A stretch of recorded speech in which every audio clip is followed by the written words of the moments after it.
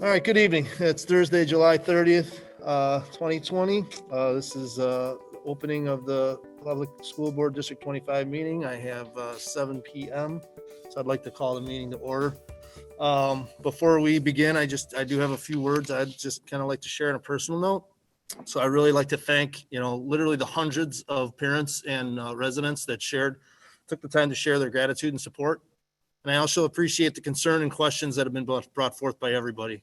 It's been, a very difficult time for everyone to try to make these decisions. I hope no one thinks that anybody's taking this lightly, because we certainly aren't. So I really want to remind everyone, it's a very difficult and unprecedented times with complex circumstances and decisions to be made. So unfortunately, no one has experience or history to call upon to tell us exactly what to do. We're relying on input from many sources, and unfortunately, public opinion is not scientific enough for any of us to choose that as our sole discretionary decision maker. I personally want to thank Dr. Lori Byne and her amazing staff for all the hard work, dedication, and persistence in educating themselves and all of us in the ways that we can best move forward to ensure the safety, educational, and social and emotional needs of our students, faculty, and staff are being met. I know everyone in this meeting would like to get back to school and for everything to go back to normal. Heck, I'd like to be watching a Cubs game from Wrigley Field right now, but unfortunately, that's not the reality that we're living in today. So a few months ago and even a few weeks ago, things have changed and they're very different, and we're just trying to do the best we can to respond to those changes. And we're looking forward to everyone just trying to work to find a plan that really maximizes the needs of all involved. So in closing, I ask that everybody coming forward to address the board this evening do so with respect and appreciation that is deserved to this hardworking team, as we all try to work together towards the best solution possible. With that, I'm going to ask Madam Secretary to note the roll, and we'll move to the Pledge of Allegiance.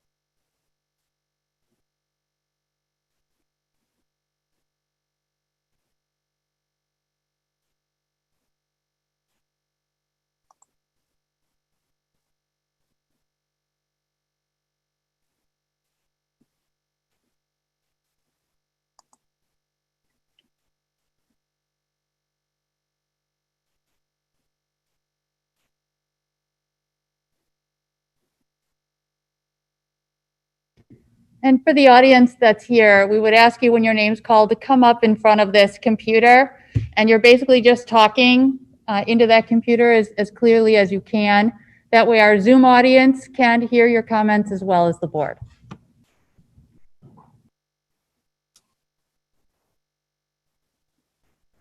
I'm having trouble with your handwriting, but I think it says Amy Catalano. It's neater than mine, by the way, but. I'm assuming. Yeah. Okay.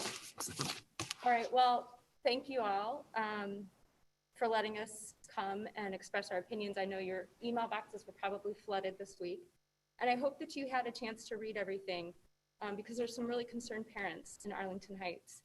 And not only are we really concerned parents, but we're taxpayers too. And the rug was really pulled out from underneath us on Monday with your plan. And we actually have a lot of questions, and we need answers to our questions. So if you're going to do remote learning, we need some questions answered, and we need some more information. But I think more importantly, the disheartening thing is that we as parents are experts on our children, and you've completely taken that expertise out of our hand and away from us. We know it's best for our children. We know it's best for our families, and the decision-making is no longer in our hands. It is put into some district or organization or even state board of education. We don't know where that is, and we want that back in our hands to make what's the decision best for our children and for our families. The other thing that's very concerning too is that it's my understanding that the bare minimum requirements for remote learning are what the district is doing. So for instance, 2.5 hours a day live, bare minimum, that the state of Illinois is offering. That's one thing that's very disheartening. Robust learning. What does robust learning mean? We as parents have no idea what that means. And we need some more answers to our questions. Thank you.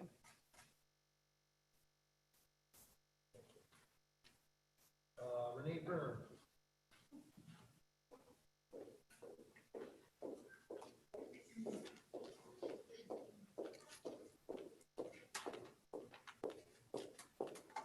Good evening. On July 4th, 2014, the District 25 Board of Education unanimously approved a 3-year contract for Dr. Lori Byne, and as a resident, I could have not been more pleased with the selection. As an educator, I knew that she would be a present fixture invested in our community, and ultimately in the education of the children of District 25. She is respected in the educational community as an intuitive and data-driven leader who maintains the capability to realistically and thoughtfully implement initiatives. Through her leadership, District 25 students and schools have flourished. As a community, we have trusted her recommendations regarding teaching and learning, curriculum materials, and assessment for 6 years, because she listens to multiple sources to make well-informed decisions for the education of all. It is for this reason that we are 100% behind Dr. Byne's recommendation to commence the year with exclusively remote learning. Though I did not select this option when surveyed, I trust Dr. Byne to make the ultimate decision for the whole. She has the unique position to gather data from multiple sources and weigh that information against the landscape of the district. I, as a parent, can only have a one-dimensional view.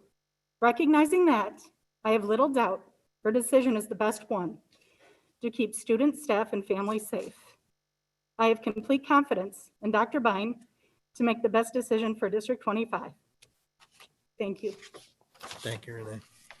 Brian, there might be some technical difficulties with the timer, but Fontana will let us know if time is up. All right. You got one of these, right? Yeah, we've got our own timer. Right? Love it. Love the technology. All right. I'm having trouble handwriting again. Is it Linloma Lagesh? I know I'm not saying it right, but I'm having trouble reading it. I was close.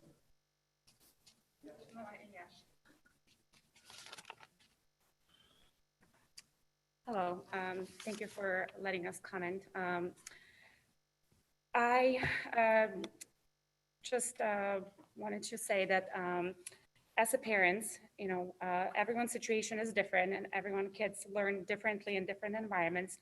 And the option that we were presented initially with having in-person learning or e-learning for those who choose, in my opinion, were the best, because you had parents who know that it's best for their kids to learn in person in the school within the safety guidelines that were going to be developed.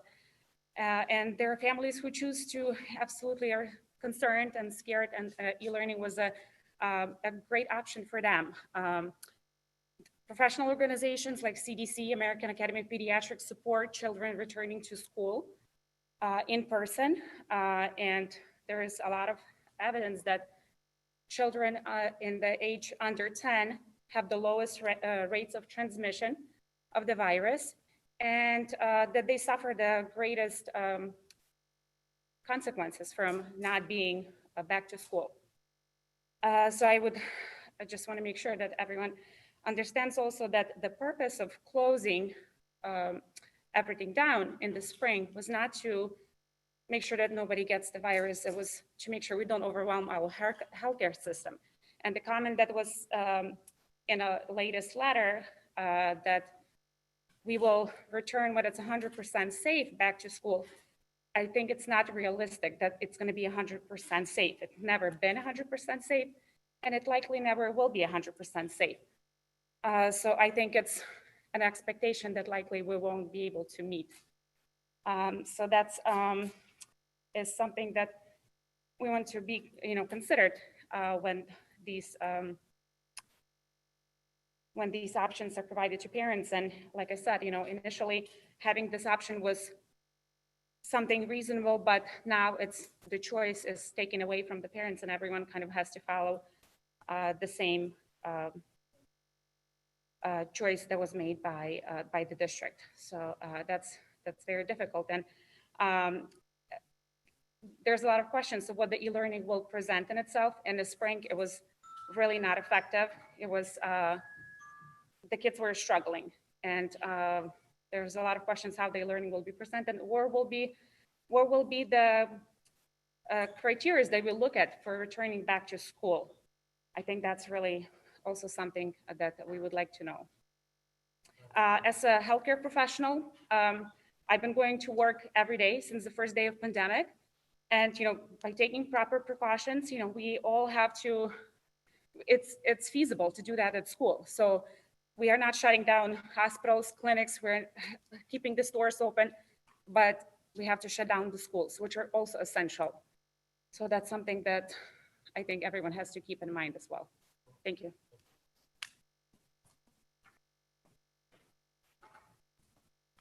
All right, is this a Kathy German? Do I have the name wrong? K-A-T, Katie, Kathy Germ, D-I-E-R-R-M. Sorry. Again, since I'm botching them especially, please repeat your name and your address for the minutes when you get up. Sure. Yeah. My name's Kathy Derringer. My address is 419 South Donald Avenue. I have an 8th grader at South and a 3rd grader at Windsor. I don't agree with your decision to go 100% remote. In your email to families on July 27th, you stated there's no perfect solution to provide in-person instruction while also providing a 100% guarantee for safety for all students and staff. 100% guarantee safety is never going to happen under any circumstance, not prior to COVID, not now, not in a year, and not in 10 years. If we are going 100% remote, the students need to have live instruction with the teachers like they would a typical school day, while teachers are in their classrooms. In theory, it's a real classroom, real teaching, it's just remote. That means having live feed into teachers' classrooms from the time the first bell to the time of the last bell. If some students are not engaged, the district will need to find remote learning instruction that better suits them. 2.5 hours of live interaction with the teacher is just not good enough. Since we have not seen anything for how or when the students will go back to in school, remote learning could last a long time. Our kids deserve the best education. If your remote learning plan looks anything like it did prior, consider it a major fail of this district and a major disservice to our kids. All of this can be done. It takes planning, and there is plenty of time. Lastly, I would like you to consider that students are able to meet their teachers in person prior to the first day of school to build a little bit of relationship with each other. Thank you.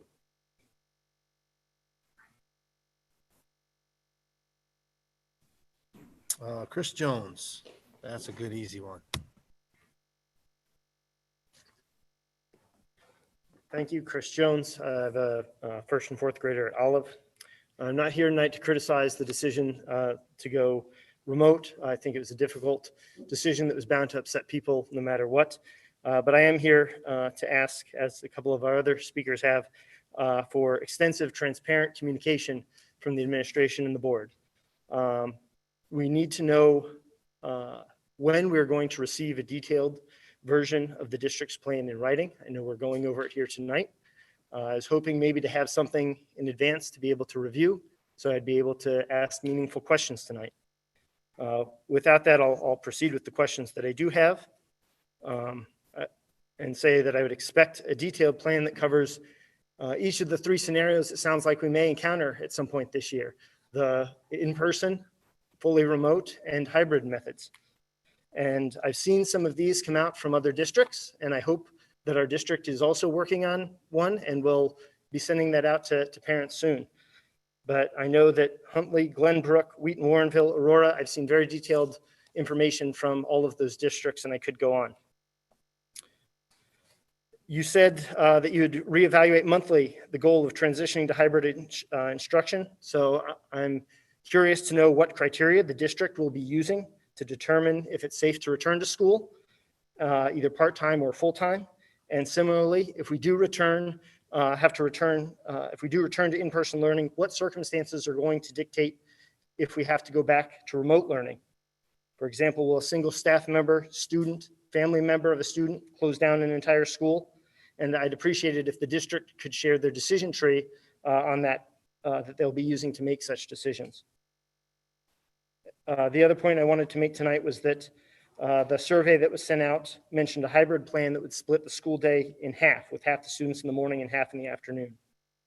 If and when the district does go to a hybrid method, I would encourage you to consider a plan that alternates attendance daily or even either every other day, or even better yet, Group A, Monday, Tuesday, Group B, Thursday, Friday, Wednesday for cleaning.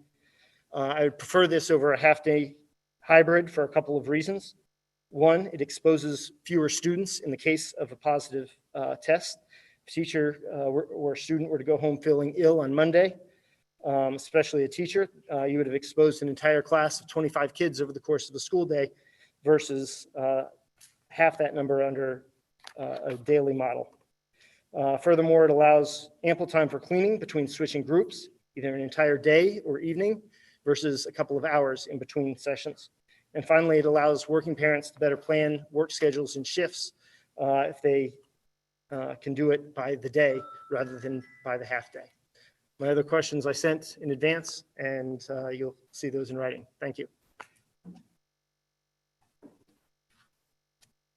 Carrie Hood, I think that's an H.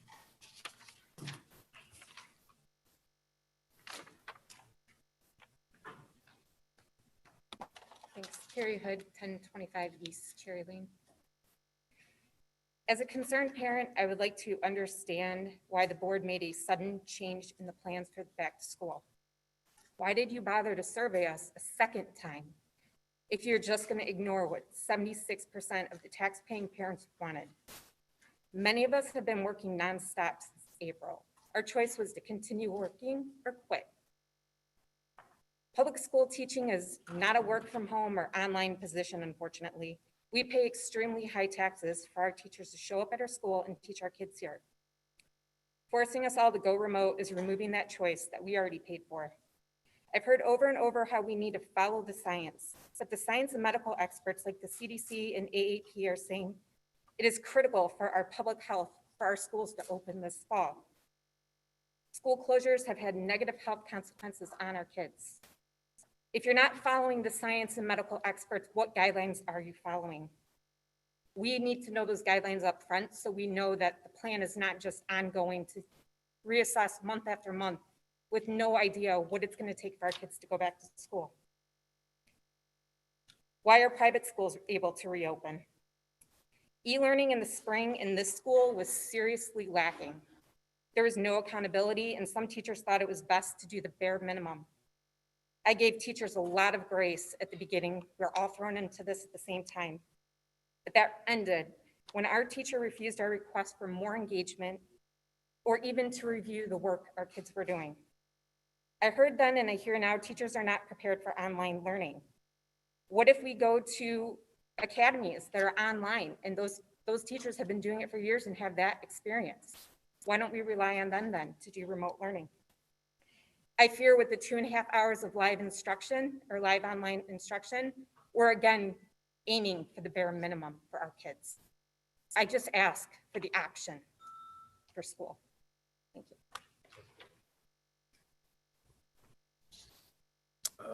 Kate May.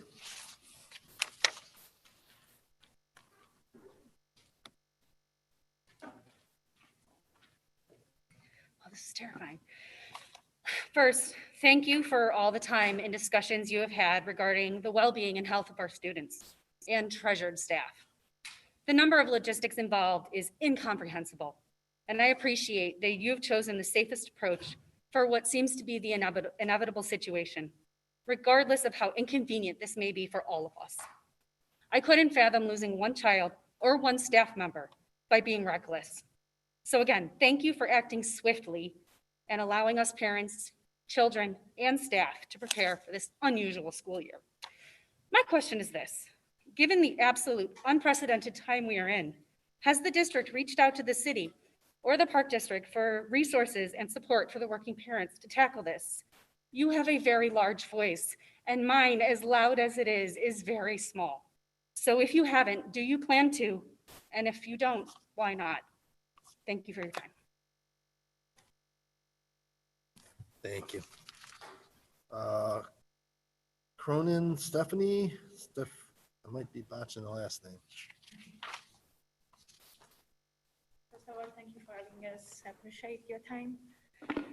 Everything I've been told already, you know, I'm a single mother. I'm not the only one. And, you know, my employer have been very nice with me until we know how, we know when.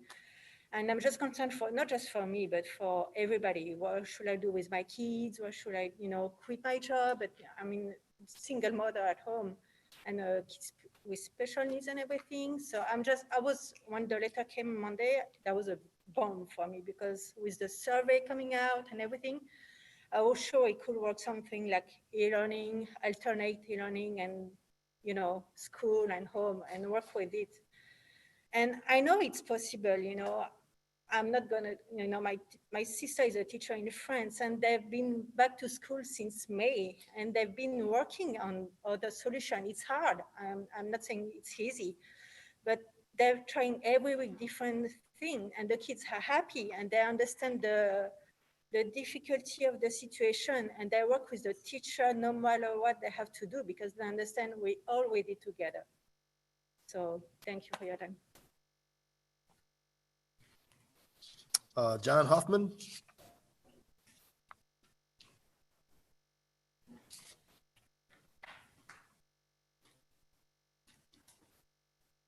So my name is John Hoffman. People in the back really can't hear, so I would say for future meetings, if you can fix this. Obviously, you can hear me all fine. I've emailed each of the people here on the school board and you, Lori Byne. I have not received a response from anyone. I want to remind you folks up here, the whole reason schools and teacher and staff jobs exist are because to serve our children and us as parents, okay? District 25's complete disregard for the desire of the students and the parents is appalling and insulting. The teachers union clearly looks out for the teachers. However, who represents the students and the parents? I see so many angry comments and frustrated comments either way on social media, yet I don't see anybody representing the parents. We got a survey and it basically got thrown in the garbage. Teaching is challenging but rewarding. However, it is a job, and that is why teachers and staff get very well paid, along with incredibly generous benefits and unsustainable pension. Some teachers may say that they want to be back in classrooms and students and with the students, but their actions and the lobbying that they have shown are the complete opposite. There should not be one teacher or staff in this meeting today, because there's a chance that they could get COVID. Why keep seeing and hearing that there's too much risk? If you go out or you get together, that there's a risk of getting COVID. Well, we're all here meeting. Teachers should not be here because they're worried about getting sick from our students and vice versa, okay?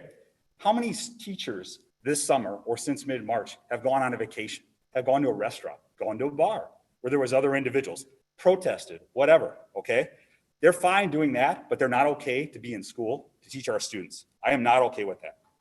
The district has had 5 months to come up with a reasonable solution to make this work, and they spent 5 months coming up with a reason to not make it work, and we're just doing full online. The last comment I have, I've seen many comments on social media, and I have several teachers that are friends, and these teachers have their own children, and their concern is, well, how am I going to watch my children and teach your own children? I asked that question for every parent in here. How is that going to work? Because it certainly didn't work well in March and April and May and early June. So what are you going to do now? Do the teachers have to come to class and teach out there? Or are they going to do it from home with their own kids running around? Thank you.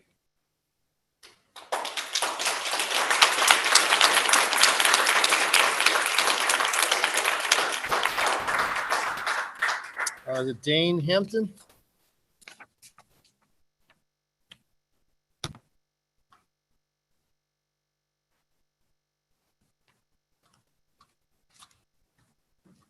I just have to say, I can't top that. That is everything encapsulating what I think so many parents feel right now. And it's just beyond frustrating. But I think the biggest problem is we do have a blueprint. Europe is back in school. Have you heard anything about a big spike or any problems? No. Europe is back in school. That is our blueprint. Why aren't we being proactive in doing that as well? Okay. Even South America is back in school. Uruguay's back in school. If these countries can do it, why can't we? I've worked since this pandemic started in healthcare. I've been masked sometimes, not in the beginning, and everything's been fine. There's not been one person I've worked with staff-wise that has contracted COVID, even though we've had positive patients in the clinic. If everybody's masked, the percentage of transmission is so ridiculously low, it's irrelevant. Not irrelevant, but nearly irrelevant. Kids have a 1 in 1 million chance of something fatal happening with that. I'm comfortable with taking that chance with my children. I think many people are as well. That is something that needs to be adjusted. Our kids need to be in school. Our kids need to see their friends. Our kids need to play with each other. This has been a miserable summer for everybody. This is something that needs to be addressed, and we need to be back in school. Thank you.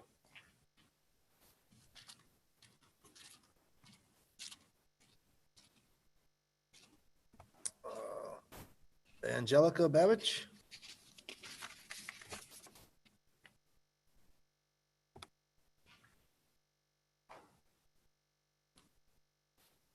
Hello, everybody. My name is Angelica Babich. My address is 107 West Euclid in Mount Prospect. I moved to Arlington Heights into Mount Prospect area in order to be at one of the best school districts here in Illinois. I appreciate all the hard work that your school board is doing for our children and for the teachers and for the principals. I appreciate all the hard work. I also am a concerned parent of my children. I have 3 of them, and I understand that with this pandemic, it has been very difficult for a lot of parents and for a lot of students and for the world. But now that we've had a little bit of time, and as we see the numbers, and we see that the success rate of the children not having coronavirus and that number is at 99.96%, I'm also very comfortable with allowing my children to be at that kind of a risk because it's not much of a risk for my kids to capture it. Also, maybe the school board, if you could take some time and call some of the local daycares that have reopened and are successfully reopened. There's babies in these facilities. There's also kids up to the age of 5 that are going to these daycares full time and are being educated by teachers that are also a little bit older and at higher risk. If they're able to handle our children in Arlington Heights, I believe that our children should also be able to go to school and fully be educated like they deserve. I also believe that they can also take precautions like washing their hands often. These are children that are perfectly capable of doing that, washing their hands, having more sanitation stations. I'm sure that this district could figure this out. Our children will wear face masks. There's been a great turnout of children wearing face masks. I'm sure that that would be okay with a lot of parents, especially when they're out and about in society right now. Downtown Arlington Heights has done a fantastic job adjusting to the coronavirus. I believe that the school districts could do the same. And according to American Academy of Pediatrics, it is a fact that children should not be on electronics for more than 2 hours a day. It is not good for their health. Why should our children be at full electronic mode, especially when 76% of the parents have allowed wanting to have kids return back to school and socialize and be a part of their growth, being with their friends and also socializing, because that's a big part of their group. And I just believe that we could do better. I believe that we could do better, and I know that we can, because again, I think this is a great district, and I think that we can make it work again. Thank you. Thank you. Ali Zaimi? What did you say? Thank you. Again, restate the name. Listen up, I've been called worse. Ali Zami from East Apple Tree Lane. Really didn't have much of a comment, more of just a broad question. After seeing the city of Chicago erect a massive COVID response hospital at McCormick Place in less than a 2-week period of time, just curious to know how much effort our district has put into really thinking outside of the box and improving the e-learning experience, or setting up some type of temporary structure outside of the school properties to accommodate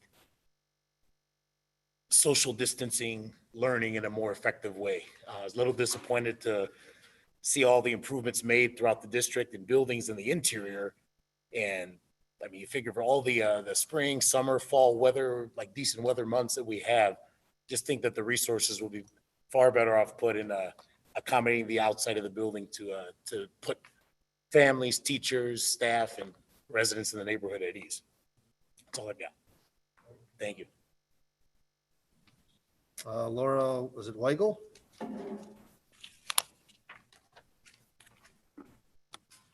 Hi, I'm Laura Weigel. My husband Lucas and I live at 506 South Highland. Thank you guys so much for allowing us to talk. This sucks. This is crazy. Everything's crazy. So that all being said, our kids go to Westgate. We love our teachers. We've had the best experience there. So I don't agree with the decision, so I'm going to give my reasons, but that doesn't mean that I don't respect you all and feel for you, because this is a terrible situation for you guys to be in as the decision makers. Okay, don't get mad at me. Number one, we as parents, we want some answers. So in Dr. Byne's July 16th email, she stated that she had received some new information prior to the board meeting that night related to the 2021 school year, and that additionally they expected that more info would be coming to the superintendents from the state very soon. So mine and my husband's questions are, what info did you receive and from whom? What happened between July 2nd, when you guys had the draft plan that was going to be in school with e-learning option, and July 27th, when Dr. Byne sent, the latest email that made the board change from their original plan. In Dr. Byne's July 27th email as well, she stated the results of the survey from the families that although 49% preferred in-person, 27 hybrid, and 25 fully remote, which by the way, doesn't equal 100, that we feel forced to start remotely as a precautionary measure. So my husband and I want to know who feels forced and by whom. Here's some stats also. So my husband and I basically, we request for the board to reconsider, please, and allow e-learning to be an option for the parents to choose. We believe the following information should be more than sufficient for the board to allow our children to return to school, as well as our teachers and staff. On July 23rd, the Centers for Disease Control and Prevention published their statement on the importance of reopening America's schools this fall, which states, the best available evidence indicates that COVID-19 poses relatively low risks to school-aged children. The best available evidence indicates if children become infected, they're far less likely to suffer severe symptoms. So far in this pandemic, deaths of children are less than in each of the last 5 flu seasons. And finally, based on current data, the rate of infection from students to teachers has been low, especially if proper precautions are followed. There have also been very few reports of children being the primary source of COVID-19 transmission among family members. This is consistent with data from both virus and antibody testing, suggesting that children are not the primary drivers of COVID-19 spread in schools or in the community. Is it okay if I keep going? I feel like I'm at the Oscars and the thing is, The website at the American Academy of Pediatrics states that the AEP strongly advocates that all policy considerations for the coming school year should start with the goal of having students physically present in school. The preponderance of evidence indicates that children and adolescents are less likely to be symptomatic and are less likely to have severe disease resulting from SARS-CoV-2 infection, also known as COVID-19. In addition, children may be less likely to become infected and to spread infection.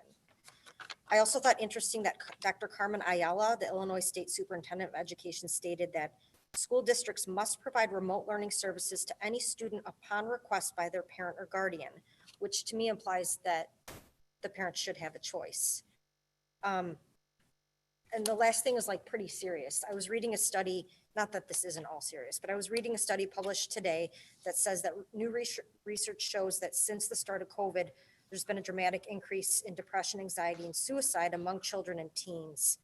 And my assumption, along with most parents who've been reading, is that the school board has changed their decision and gone fully remote because of pressure from the school, from the teachers' union.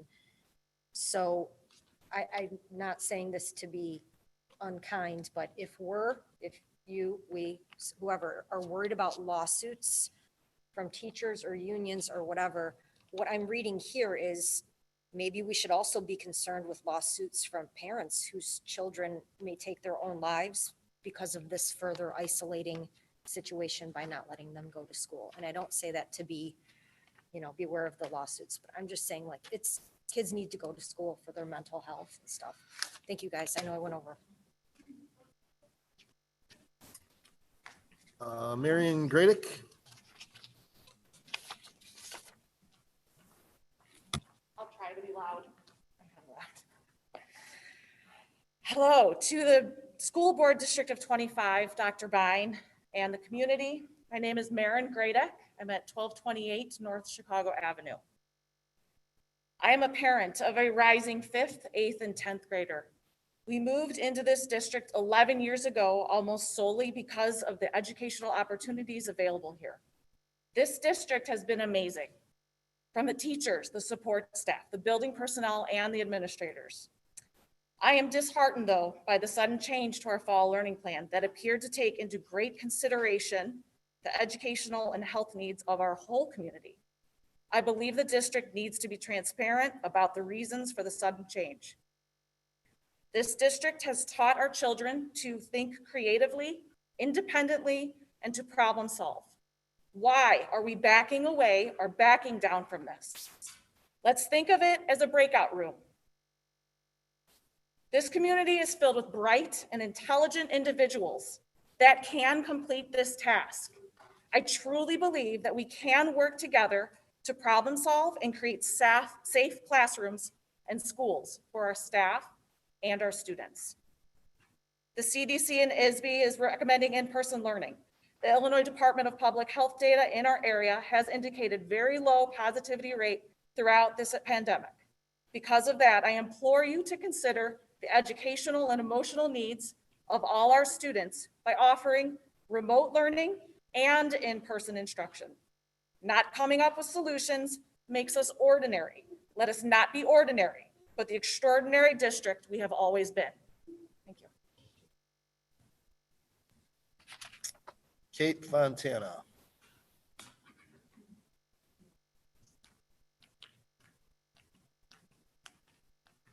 I truly understand how difficult this decision is because I work in healthcare and I too have to make decisions that can end up as life and death. There's no perfect answer. In medicine, we make decisions on a risk versus benefits model. If the benefit of the treatment outweighs the risk, we still recommend that treatment, all while acknowledging that there's still risk because it's in the best interest of the patient. To this point, nothing in medicine, life, or decisions with schools is 100% guaranteed.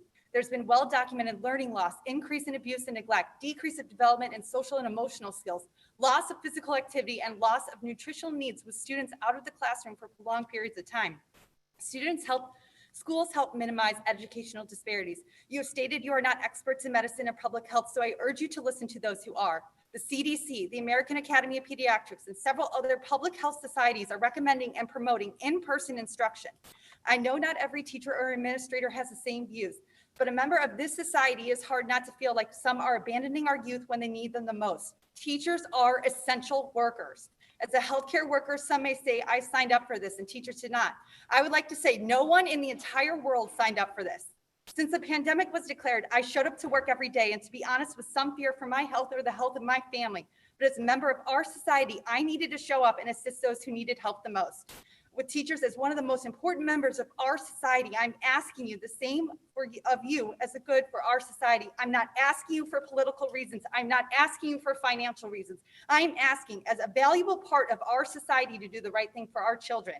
I fear that this year sets a precedent for subsequent years. Vaccine and treatment developments are continuing to progress, but is some time off. The ethical decisions will then ensue. Who will get it first? Are teachers included in that first wave? Will we be in the same place next year? How far can we push off return in-person classrooms before there are permanent and irreversible consequences for thousands of students? I believe you truly made the correct decision with offering 2 options for students and staff while we are in phase 4. But earlier this week, I truly think you made the wrong ethical decision, and I urge you to reconsider.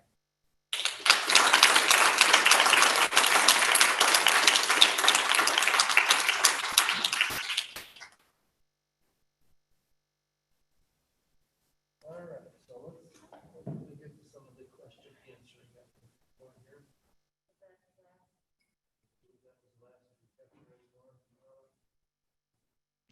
Then I also have some that were submitted to the board online that I'll summarize tonight, but everything that's been submitted for public comments in writing will be shared with the board verbatim and posted on our website for the public to view. And I'm going to tell you the number of emails related to each category, but some emails had multiple signatures. But we received 34 emails that urged the district to start the school year with an in-person learning environment with the option for families to choose remote as the community majority has requested, and asking us to please detail our decision. We received 1 email expressing disappointment in Dr. Byne's lack of consistent communication and 0 communication about the decision-making process, and stating that there needs to be accountability with a communication timeline. We received 20 emails stating support for remote learning for the start of the school year, and looking forward to more details on how we will transition towards safe online learning. We received 1 email expressing appreciation for Dr. Byne's leadership with complete confidence based on the track record. And we received 10 emails expressing a need for more details for the plan and providing suggestions to enhance remote or hybrid instruction.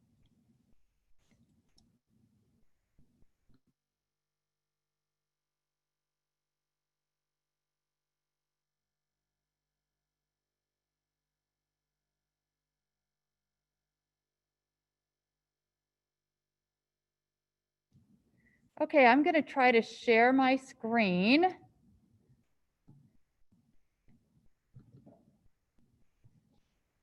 see.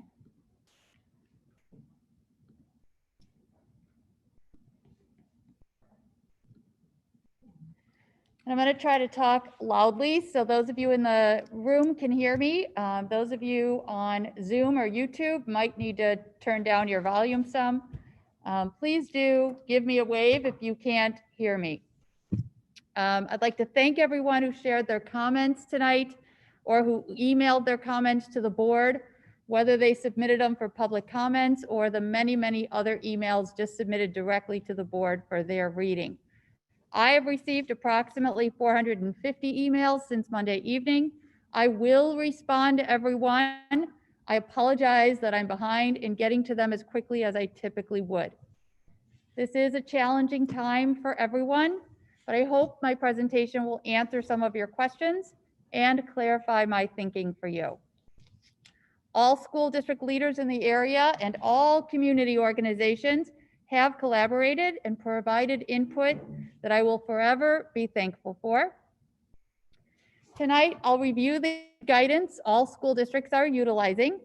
I'll provide the highlights of the decision that I've made for Arlington Heights School District 25, and I'll briefly review the instructional delivery model that I believe is safe for our students and staff members, as well as progressive towards returning to what we're all wishing for, school as we've known it. Everyone in the community can see the guidance that districts utilize. This comes from the state of Illinois, as you know. We also get guidance from the Illinois State Board of Education in collaboration with the Illinois Department of Public Health and even IESA, which is the elementary arm of the Illinois High School Association. My team reads every publication from start to finish, and we make adjustments as that guidance is updated. You've all seen this slide, knowing that Illinois is currently in phase 4, the revitalization phase. And during phase 4, gatherings of 50 people or fewer are allowed, just like we're doing here tonight. Restaurants and bars reopen, travel resumes, childcare and schools reopen under the guidance from the Illinois Department of Public Health, and face coverings and social distancing are the norm. In phase 5, the restored phase will be the one where the economy fully reopens with safety precautions continuing. The governor's executive order and its updates, most recently from July 24th, in conjunction with the State Board of Education and the Department of Public Health, is the umbrella over all the detailed regulations and recommendations that school districts must understand and implement. Those include in-person instruction may resume during phase 4 under the health guidelines. Face masks must be worn at all times inside and worn outside unless we are 6 feet apart at a school activity. We must prohibit more than 50 individuals from gathering in one space, require 6-foot distancing be observed as much as possible, and it requires that schools conduct symptom screenings and temperature checks, or that we require individuals self-certify that they are free of symptoms before entering school buildings. Also, requiring an increase in school-wide cleaning and disinfection, and the definition of exposure to a positive case of COVID-19 is defined as being within 6 feet of the person with a positive diagnosis for at least 15 minutes. We must conduct contact tracing in partnership with the Department of Public Health. And the most recent updates from last week include districts must provide a remote experience option for families. This was an option for districts prior to last week, but now it is mandated across the state. Large spaces, such as the one we are in, may be partitioned into additional spaces, but only with fire code approved floor to ceiling dividers.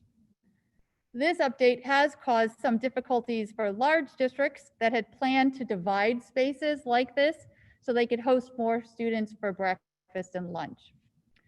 There's a re-emphasis on 6-foot distancing.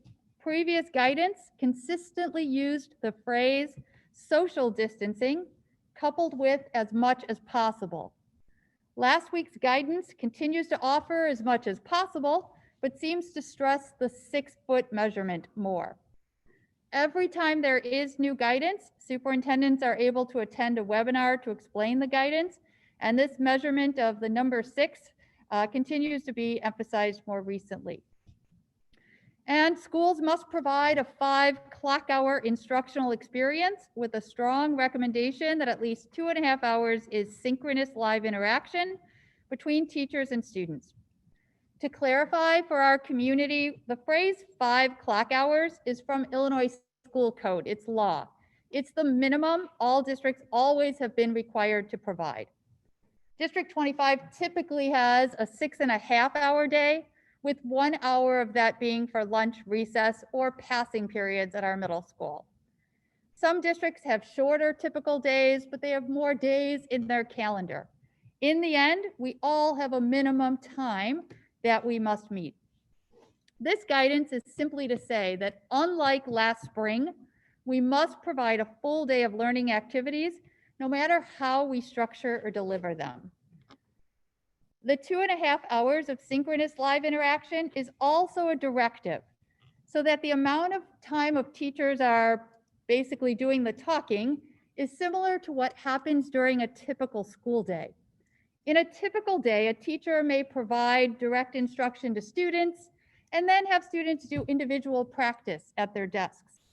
Later, the teacher might call the class back together for discussion or more instruction. This will now need to be replicated in remote learning. So some of the 5-hour clock day will be direct interaction, while some of it will be individual practice or what we might call seat work during a school day. Last spring, the guidance for the amount of time we were in school was waived by the state.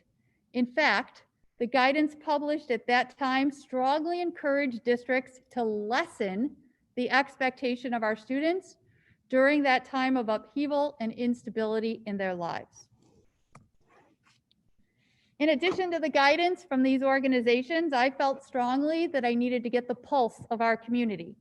and to give staff members an opportunity to express their questions as I was working on formulating how to structure the school year. As guidance continued to change, our professional organizations and the Illinois State Board of Education, what they called SWAT team, cautioned superintendents about getting too far into the details of planning. They cautioned us about involving too many people in that process since information was continually evolving. I chose to put the work on my cabinet level administrators until I felt we were closer to an obvious structure. Some of my colleagues chose to go ahead and get committees involved. Since I chose to wait on opening up the committee structure, I initiated 2 family surveys as the structure seemed to be coming to a possible fruition each time. We have 3,368 families, and the first survey had a strong 75% response. Many neighboring districts were trying to make decisions based on significantly lower response rates. At that time, given 2 choices, 85% of our respondents said they wanted to send their children to school. 15% said they'd choose to keep their children home.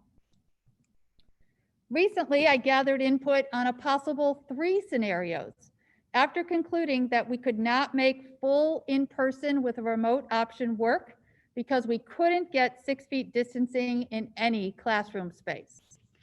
We could only possibly get 6 feet distancing for some students during lunch, but not for the majority of them.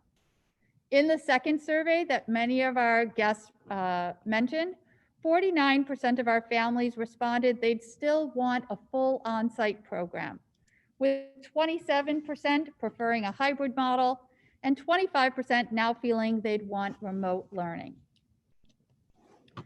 I also had begun to host many scheduled remote question and answer sessions for all staff members in District 25. They posed various scenarios for us to consider and asked great questions. Many of those questions, I have to admit, I still don't have a satisfactory answer for.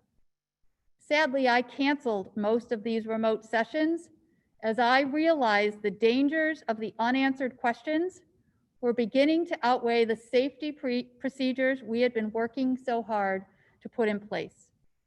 As I realized that our plan, a plan which evolved many times, was no longer a definite viable option, I suspended these meetings.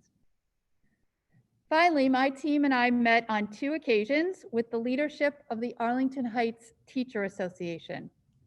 Allow me to clear up a grave misconception voiced by some of our community members. No matter what the news is reported about the statewide teachers unions, the District 25 ATA has not in any way dug in their heels nor put up any roadblocks to students returning to school. It has been, in fact, the exact opposite. The ATA leadership has openly shared the questions and concerns of teachers, but always with the statement of how can we help, Dr. Byne? How can we do this together? They have 100% at all times been dedicated to being part of the solution. I feel zero pressure from the ATA leadership in District 25. I do have the responsibility, however, to answer all employees' questions with total honesty and transparency. And as I find areas where I can't do that and feel good about the answer, I have the responsibility to face that the answers are not yet fully formed. So every single piece of input does matter. I apologize if at any time I gave the impression that majority rules. Majority does have weight, but it is my responsibility to make the best decision for our district by using all of the pieces of information together. As I move us to a decision, I know there are still concerns that we all have. Community members are asking, will special education services get provided? The answer is yes. Though regulations changed last spring during remote learning, it is clear that moving forward, all IEP minutes must and will be provided. Spring 2020 remote learning was not adequate. We cannot repeat that, we've heard. We won't. I hope I clarified that earlier. Guidance has completely shifted from telling school districts to hold back due to SEL needs to telling districts to move full steam ahead and provide for SEL needs. Some families will have childcare issues. We are working with our park district and our childcare partners, brainstorming right now on how they can help. They too have worked with us throughout this entire process on many different scenarios, and now they're planning for this one. Is the teachers union impacting or forcing the district's decision? Absolutely not. The Centers for Disease Control, the State Board of Education, and the Department of Public Health encourage in-person learning. Why aren't we following their guidance? We are. They are recommending in-person learning within the safety guidelines. I have to admit, I was the first one to try to push the envelope with my planning for a full opening, using that phrase as much as possible. But I had to admit that I could not focus on only some items in that guidance. I had to use the guidance in totality. And don't parents' voices matter? Why were we surveyed? Absolutely, they matter. I wouldn't have asked for input if it didn't matter to me and matter to this situation. And the decision I'm presenting uses parent voices to help me determine the goal we want to achieve when we can safely do so. And I have concerns too. Implementation of our procedures needs significant practice. An immediate return of all students, even in a hybrid model, is too difficult to maintain all the safety precautions we've planned for. The middle school cohort model some have suggested doesn't work for us because our students need to be able to transition safely between classes unless we stop offering the variety of levels of courses that we offer, like advanced placement in English, support in reading, advanced placement in math, and support in math.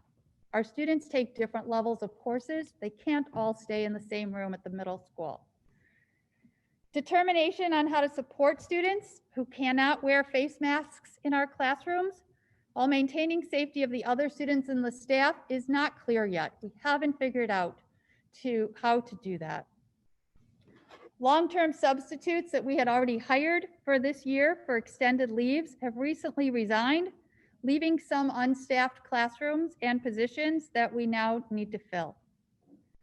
And staffing at the same time for on-site and remote is currently not adequate. The Families First Coronavirus Response Act allows all workers to take what I would call an emergency leave. We know we have many staff members who would need to do this. We would not be able to fill these positions and the long-term sub positions in time for an August 20th start. Nor do I think we'd find the caliber of employees that our students typically benefit from in this timeline. So my decision includes the following. August 24th through the 31st would be staff workdays. Tuesday, September 1st would become the first day for our students, and we would implement a transition model of instruction. Let me explain the transition model. Basically, it's exactly what transition means. It allows us to move from one scenario to the next in a slower but more purposeful way. In step one, students would begin in a remote learning format. Now, having said that, we would likely host a very small number of low incidence, high needs students on site in some capacity. Many early childhood students, for example, or some children in our specialized service programs from the beginning. Step two would increase the number of students who are returning to in-person learning and possibly increase the amount of time that they are here.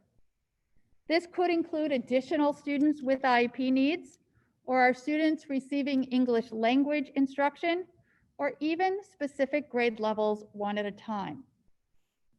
Step three would move all students to a hybrid model. We continue to work through which format is best, an AM-PM model or a 2 days on site, 3 days off site remote model, both have pros and cons. Of course, families that want to remain in remote learning setting will have the opportunity to do that. And finally, step 4 would be something that would be accomplished if we move to phase 5 in Illinois, or if health metrics combined with our ability to implement our safety protocols point toward this. In step 4, there's no more remote learning option for families. So in order to implement a transition process, we would form an advisory committee, including Board of Education representation, administrators, employee groups, medical professionals, and parents. The committee would evaluate indicators and advise if it's appropriate to progress along the continuum. Many superintendents are currently discussing what types of indicators we would utilize along with the Cook County Department of Health. Indicators would definitely include the local percent positive rate, as well as other data points that I'd like the committee to identify from a bunch of choices. Additionally, we would need to include a measure of the success of implementation of the district's safety protocols.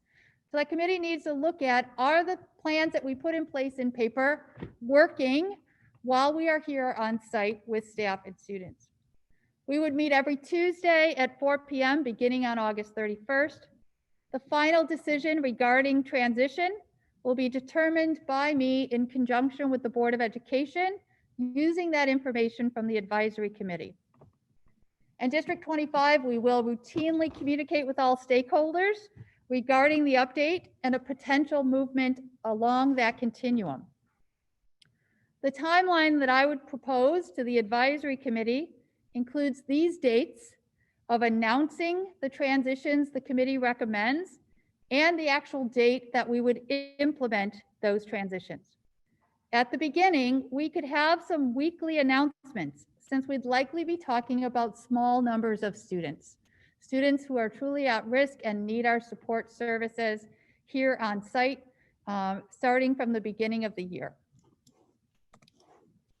So now to clarify, I want to talk about what a remote learning model looks like and why it's significantly different than last spring, what we all experienced. A remote learning classroom will have a teacher assigned to a group of students, and/or there could be some live streaming. Remote learning must include instruction and assignments aligned with the experiences that are happening on site. So if we move on site and still have families choosing remote, that experience must mirror the on-site experience. I explained about a 5-hour clock day. Remote learning could mimic a hybrid model to assist with transitioning to on-site learning. This also allows for small group instruction within classrooms, and all subjects will be provided in remote learning. Teachers and staff will work from District 25 property during remote learning, except where the law provides an accommodation. Attendance will be taken by teachers. Feedback and grades on assignments will be provided. IEP 504 and EL services will also be provided in a remote learning format. Exceptions may be things like occupational therapy, physical therapy, and specific IEP needs, which would need to be provided on site. And social emotional learning supports will be provided. I think I added on the slide, we will move forward with a device, a Chromebook or an iPad for every student.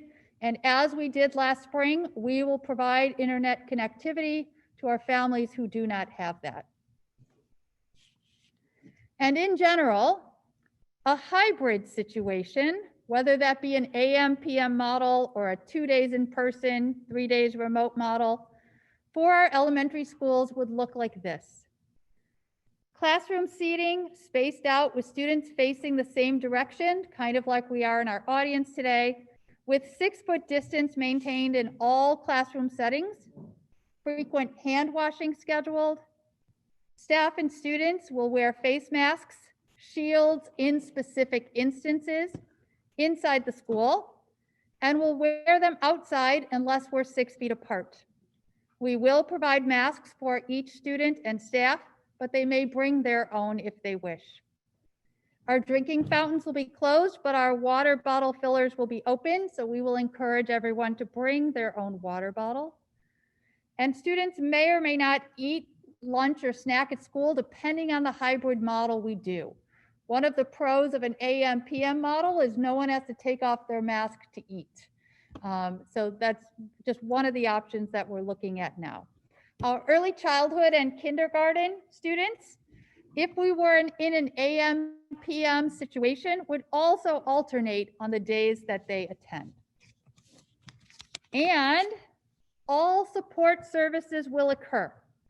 This includes IEP supports, EL supports, math and reading intervention, advanced courses, basically any supports that we have typically offered. If I forget to name it tonight, everything will still be offered. It is likely that parent meetings and other school events like curriculum night will be held remotely because we can't have hundreds of people in the same space. The Arlington Heights Park District CAP program will likely be held if we move to a hybrid program following Department of Public Health guidelines. And we'll work with our PTA and our foundation partners to limit any of the typical gatherings that we host by considering remote options or delaying events. Similarly, a hybrid model for our middle school would have slightly staggered schedules so that no more of a half and likely less of a specific grade level would be in a hallway at a time. Classroom seating spaced out with students facing in the same direction and 6 feet distance maintained in all classroom settings. Frequent hand washing. Staff and students will wear face masks, again, inside and outside unless we're 6 feet apart. We will start with out using lockers, so students will carry their belongings with them. Staff will limit the number of items that we expect them to carry. Our schools are working on, however, locker assignments that could distance children when we need to start having them bring their coats and other items. Restrooms will be open during passing period, but with monitoring. And again, our students may not eat lunch or a snack at school, depending on the hybrid model we finalize.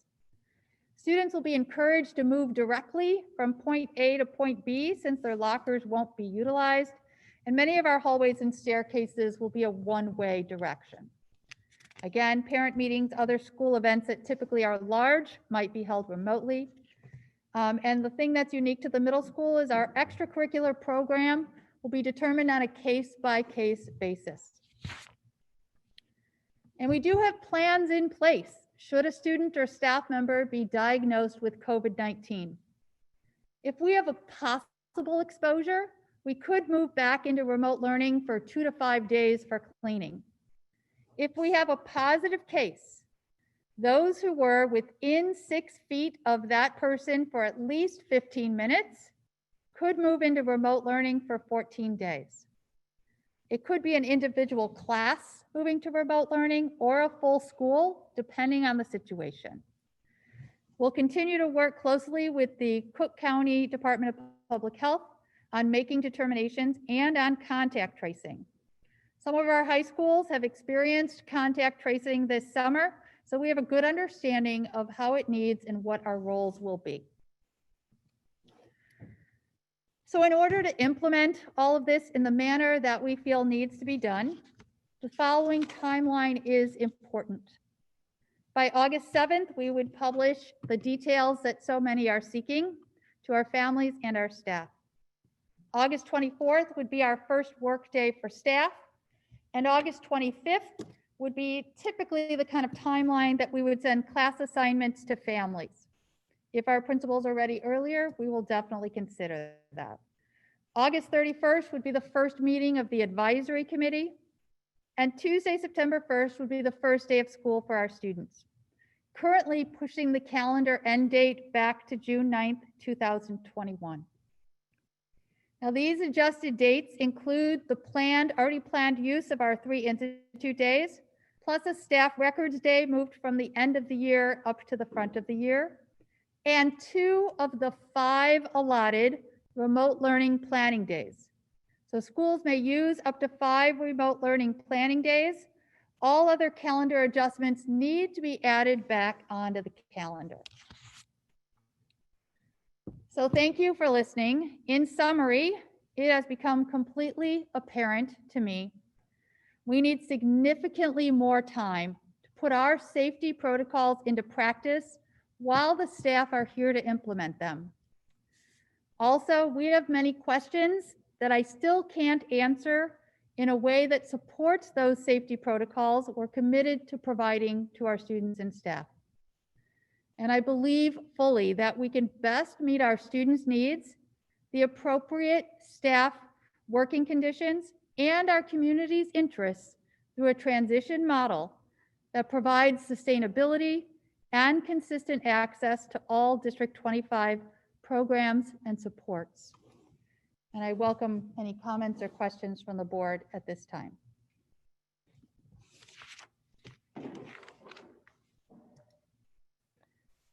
And Brian, I would just say it might be for a technology ease, it might be easiest to have one person at a time rather than a dialogue. And then we can always circle back.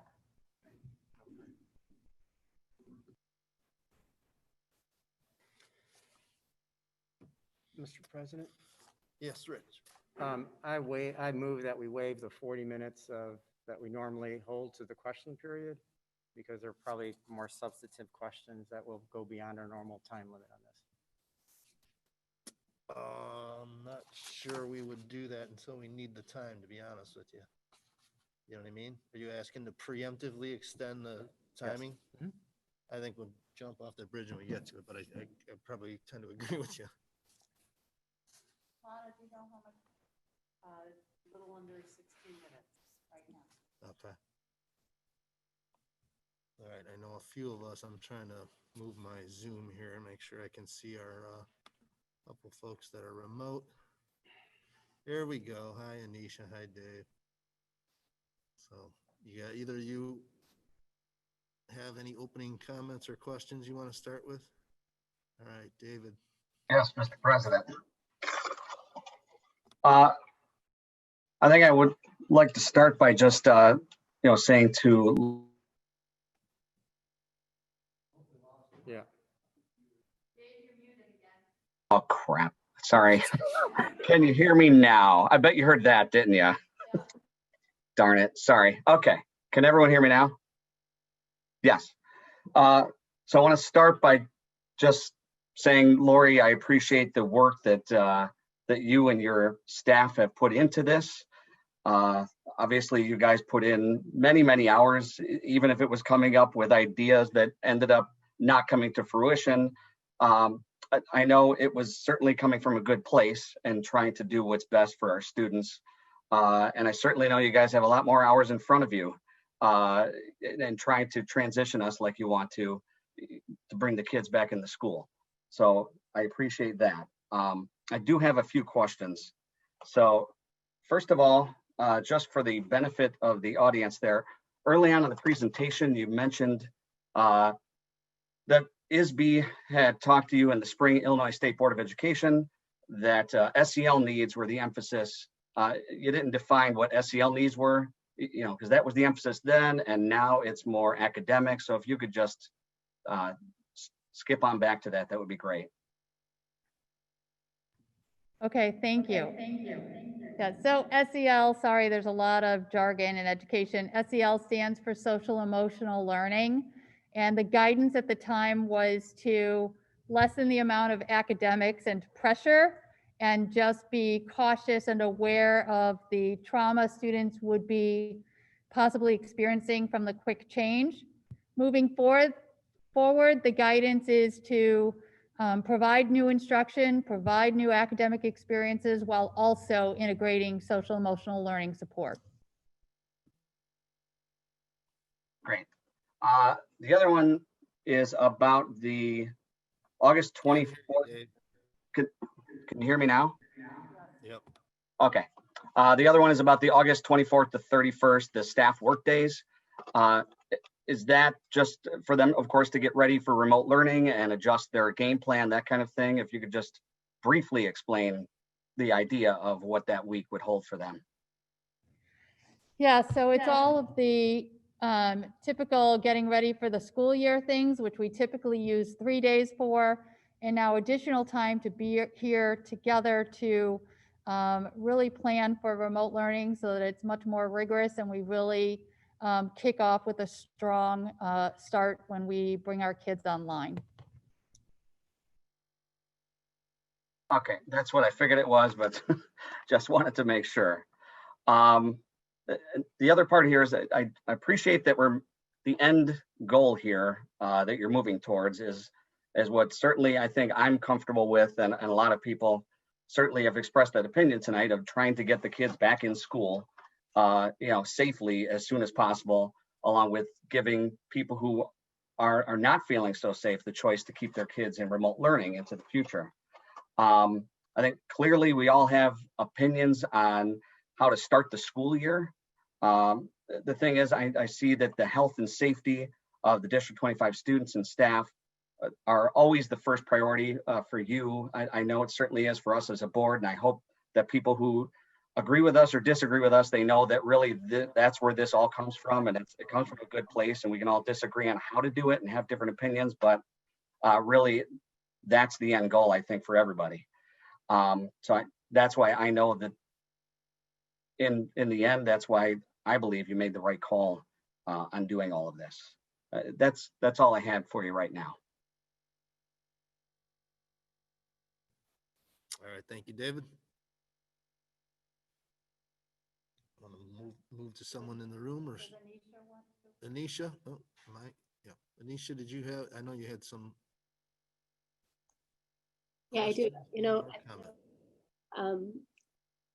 Hello, good evening. I'd like to start off with, for sure, there's lots of gratitude for this team, for the administration team, and I will go into that a little bit more as to how appreciative I am of the whole District 25 team under the leadership of Dr. Lori Byne, our superintendent. I'm going to start with a follow-up question from what David brought up as far as the social emotional learning piece. And I'd just like the Dr. Byne and her team to really consider what has been brought up by so many parents about the social emotional learning of our students, right? We know that COVID has been a really lonely time, and our parents have, and community and all of us have seen this out in our own homes. And we know that as school board members, when we make these decisions, not only we're making it for all of our children in District 25, the 5,500 students, along with our own children. I think there's among the board members, we have about a dozen children representing in the district too. So I guess what I'd like to make sure happens is that some things to consider for the district is how can we utilize our social workers and our teachers to check in one-on-one with each of our students on a routine basis. And I'd also like the team to consider, can teachers have that one-on-one check-ins with students weekly for that connection and learning goals accountability piece? Just keeping in mind this loneliness factor that has affected all our students and quite frankly, the community and all us adults as well. So that social emotional piece is a huge one, and it'd be great to have more, to get answers and just how we're going to kind of implement that piece. So I'll stop there for now because I know my colleagues have a lot of more questions too.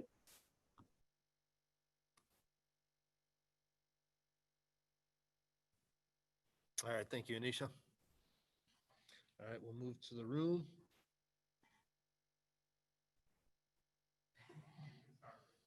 No, we want to push into the end.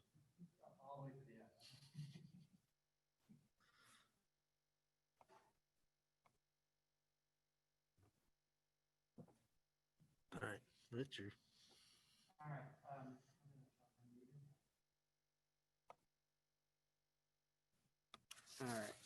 All right. Just as been earlier mentioned, I want to thank the staff and you, Lori, for all the hard work that you guys are doing on this. I know there's a lot of unknowns, a lot of questions, a lot of decisions, and no decision will come without some level of cost, whether it be financial, emotional, spiritual, whatever you want to call that. There's always some things in there. I do appreciate the answers you provided already. I do have a couple, just one or two. If we could start with slide 7.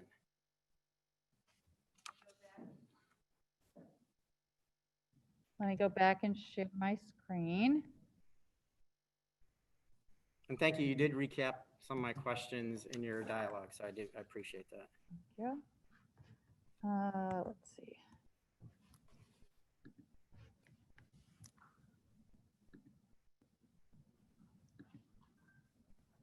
Not sure how to get back there. Bottom left? Oh, gotcha. Thank you.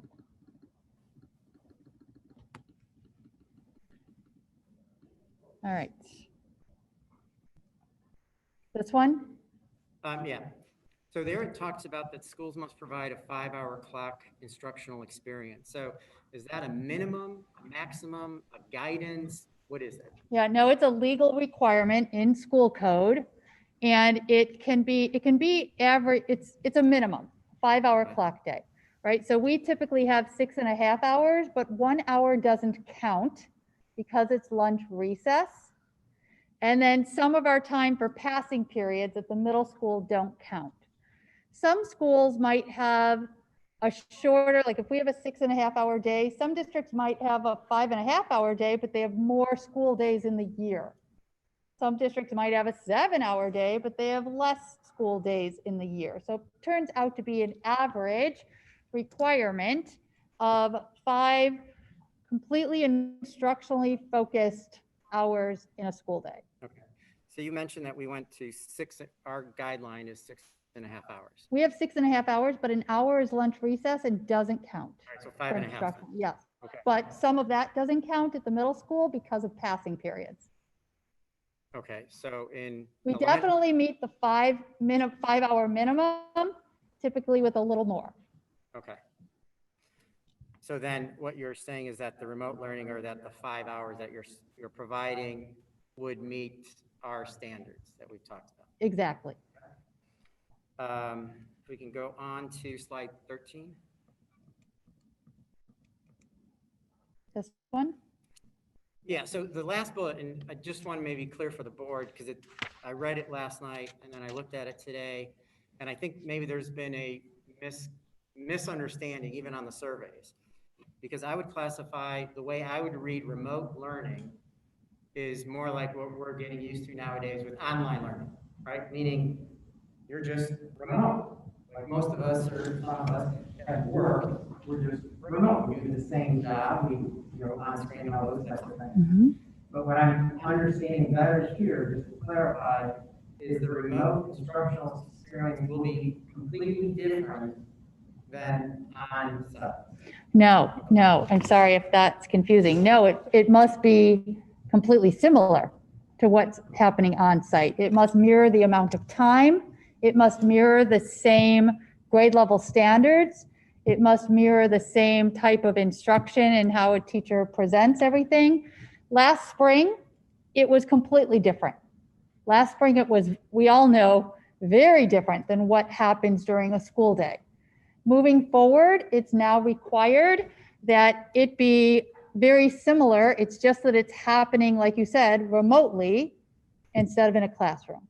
So all the same things that we would teach, all the ways we would teach them, giving feedback on assignments, providing grades, everything that would be done in a typical classroom must be mirrored in a remote experience.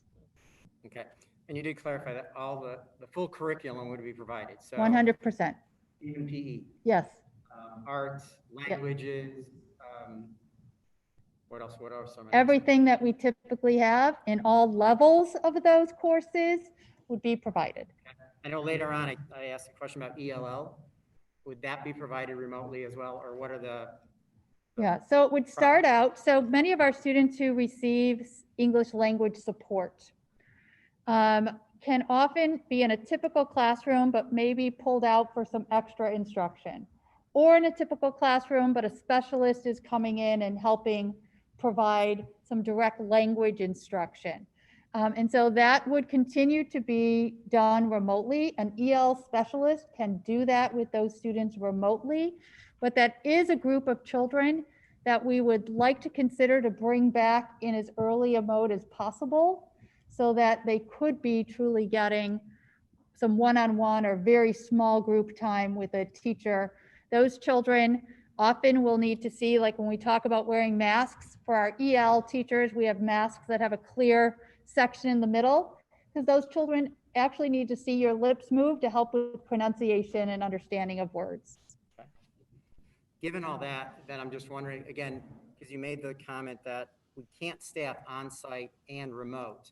If remote mimics the curriculum, the on-site, and all aspects of it, why would we not have enough staff to be able to provide on-site and remote if it's being done the same? And again, I'm talking from a thought process of what I'm experiencing now. I'm at a meeting, I'm Zoom, it's just like I'm there. I have all my peers or, work colleagues, and we're drawing on boards, doing everything like as if we were in the office.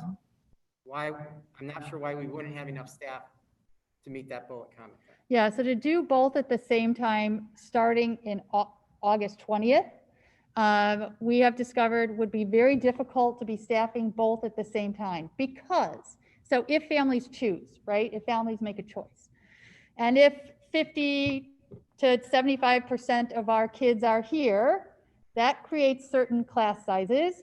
And then if we still have another 25% for home, the number of staff we need to maintain our class sizes and our distancing doesn't allow enough to also do remote. Also, additionally, we would have, especially when you look at the programs, programs that students would need. So we would definitely need more time to, once we would know exactly who's falling where and who's choosing what, and which staff members would choose which option, we need to fill in the gaps to make sure we have staff members who have the correct certification, right? We might have enough social studies here on site, but now we don't have a social studies teacher with certification for remote, as well as things like advanced programming, et cetera. So it does require more staff because it's not an equal number of students split. And so we would still need a larger number of staff here and some extra staff, not all extra staff, but some extra staff to also meet the class sizes that we'd be looking for at remote. Otherwise, we could be in situations where for a remote class, if we have both going on, we could be, with our current staff, we'd be in a situation where some of our remote classes might be 60 to 70 students. So just so that I'm clear, it's getting more clear as you speak through it, so I appreciate that. The remote classes are not, like, as an example, we're not speaking, or for example, we're not meeting in person with 3 people remote. Correct. The remote folks follow a different process, a different, whatever you want to call it. Yeah, in most cases, a remote class would have its own remote teacher and would be working with that group of kids only, except in situations like if we couldn't find an advanced math teacher or a reading interventionist or a social worker or something to work with the remote population who chose that, we may have to live stream on site. So a child or 5 or 6 children who are in advanced language arts at 7th grade, if we don't have someone who can teach advanced language arts remotely, those 5 or so students would live stream into a typical classroom where that advanced LA teacher is teaching, and those children could watch it online and interact in kind of a Zoom situation, kind of like we are here, some on Zoom and some in person. I mean, why is the remote learning needs to be different then? And again, it's a fundamental question then. Why wouldn't the classroom just be streamed live? I mean, they come to school, if they don't come to school, they would just log into Zoom and wow, there's the classroom. Yeah, and they are. Our paper St. James is doing that. They're just going to stream live. Yeah. Why So don't we do the same thing? Thank you. Good question. Thank you for clarifying. And at the high school, they're currently moving forward at this time with that kind of model, right? Where if you're home, you just log in and you watch your classroom. I believe that's much more possible at a high school level, where with our elementary kids they would just be watching a teacher who's also trying to circulate or work with kids in the classroom. They wouldn't get as much direct interaction that we believe elementary kids would need. I'm trying to talk. I'm sorry. And then, I'm sorry, I lost my thought. So we would have live streaming for small groups of kids that we couldn't provide a remote learning teacher for. Otherwise, again, sorry, I'm losing my thought. We would have remote, we would have live, oh, here's the other thing I was gonna say. Thank you for your patience. The other thing we're a bit concerned about at this level is the privacy of our students without their parents being there. If someone's live streaming and seeing my whole classroom and a child's misbehaving or something is happening, we're a bit worried about that privacy concern of our young kids as well. I don't know if I agree with all that part of it, but I also just, again, thinking of that, and again, asking more questions on that, I'm a little bit concerned because you're saying the curriculum is going to be the same, the process is going to be the same, yet they're going to have a different teacher than when they then come back into school, right? Because we're going to transition at some point to either a hybrid model or in school, but whatever they've done curriculum-wise is going to be different. And I don't know, when you're saying the remote, I'm still struggling with how do you teach Spanish? How do you teach the languages? How do you do art in a remote setting if they're not just part of the whole sequence of events? Right. So I'm sorry if we're not understanding each other.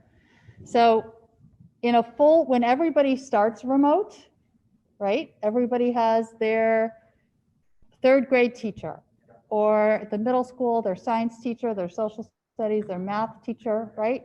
Very similar to the experience that's here. And when we start to transition people back on site, they'll have that same experience, most often with the same teachers. The part where it becomes the balance is when some are on site, or let's say we move to a hybrid model, but 25% of our families want to continue being remote, right? So everybody else, 75% of the people come on site for a more typical experience, but 25% want to remain remote. There would be likely some transition for those kids remaining remotely if their current teacher is back on site with 75% of the kids. Then those who choose to continue to be remote will either have a transition in teacher or be moving to a live streaming experience.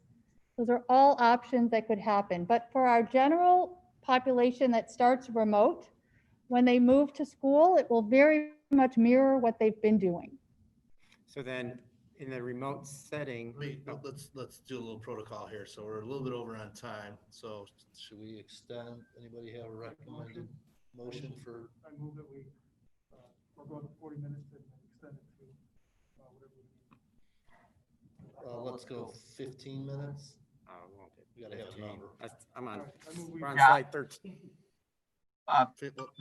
Mr. President. Yeah, motion for a specific number of minutes. We extend 20 minutes of this report. Yeah, additional 20 minutes of the 40 minutes that we. Okay. Second. All right, thank you. A 20-minute extension.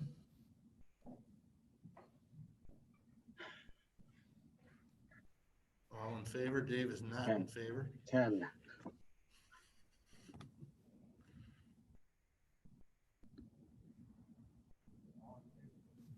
Okay.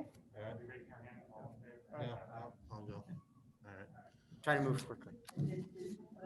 Dave said no. Anisha, we need a vote. I'm sorry. Anisha's up. Anisha One said no, yes. 6 yes. One no, 6 yes. Yes.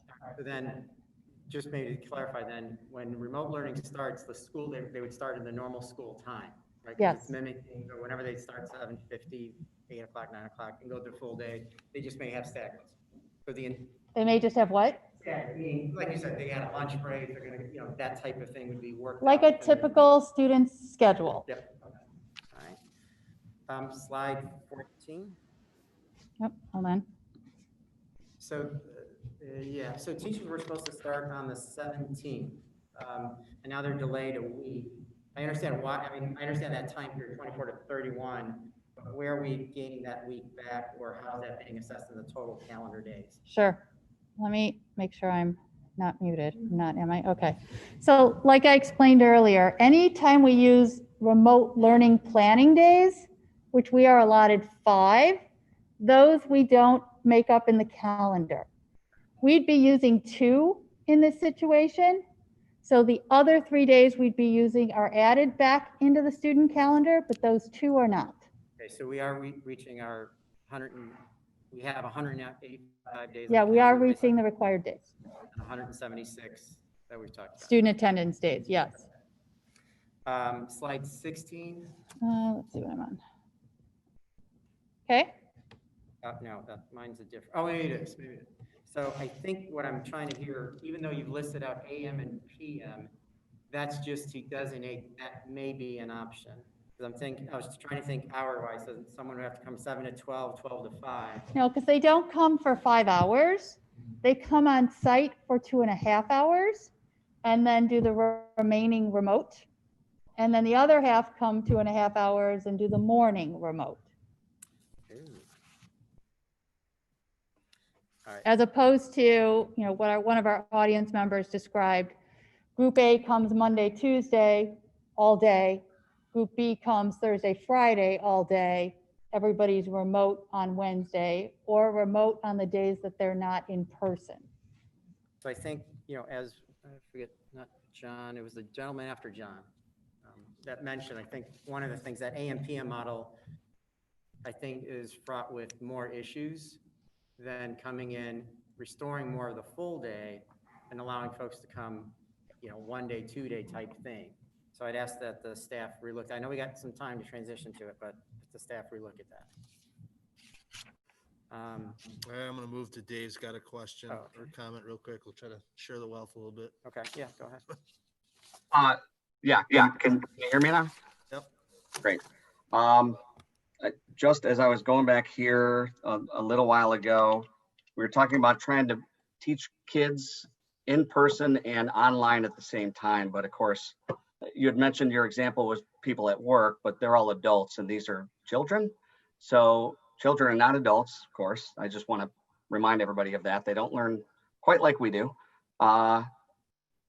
So the thing is trying to manage people in the classroom at the same time you're managing people online.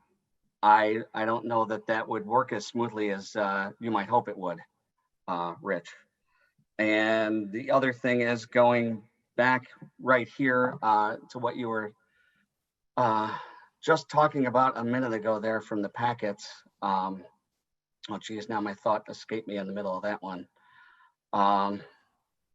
Was it the AM, PM, or 2 It days? is the AM, PM. I mean, I think everyone's going to have their own opinion, and really it's going to be best that your team work on that, right? And you go through the pros and cons and try to come up with what's best for the students.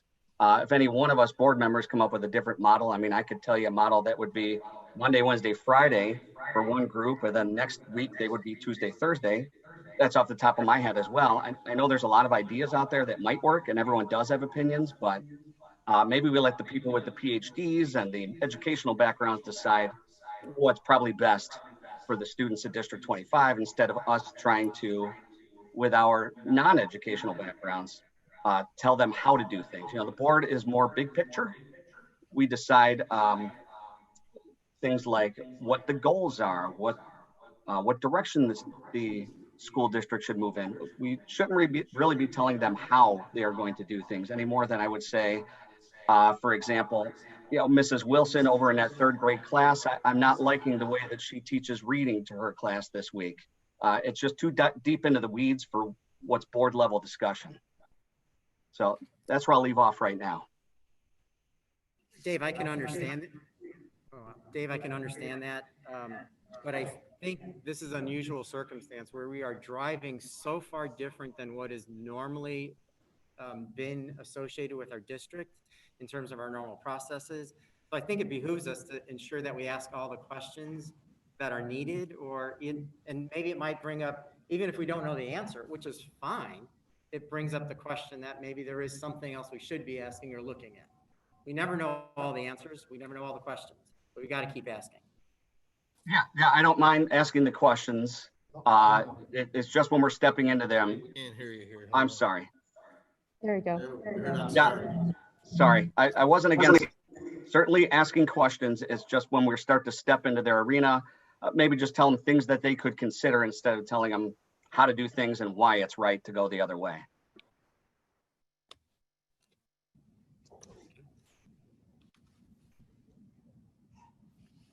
How are we on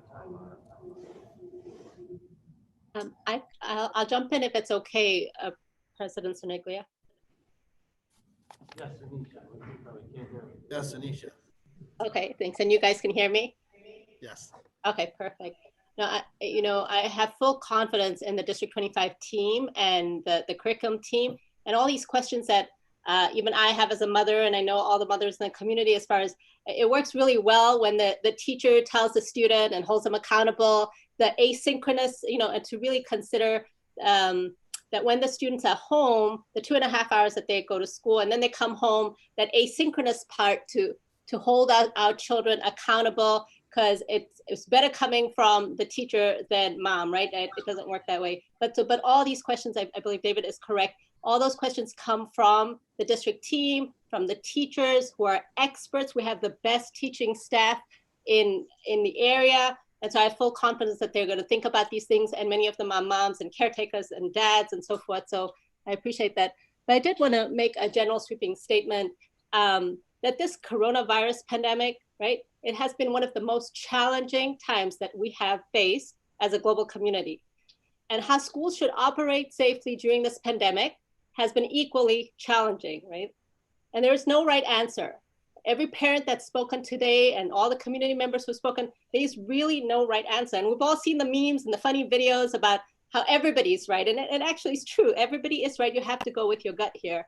And really there's no right, like I said, no right answer, but just in this case with COVID, we have the best, worst decision. That's what we have.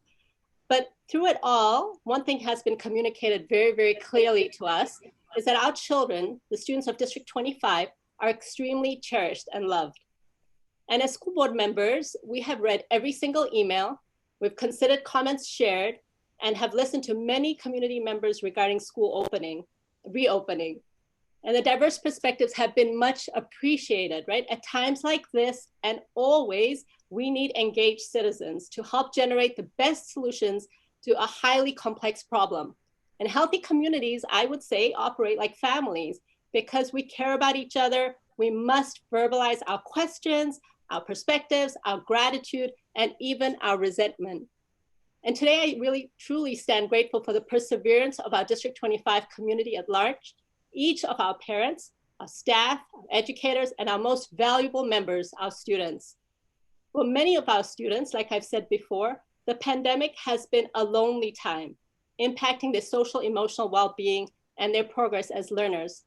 And therefore, I am grateful to Dr. Lori Byne, our superintendent, for continuing to look out for every single student in our district. Sometimes she's been doing this and communicating with us as a board at all hours of the night, even at 3 a.m. sometimes, and throughout the weekend. And I strongly urge Dr. Byne to continue to meet the needs of each and every one of our 5,500 students.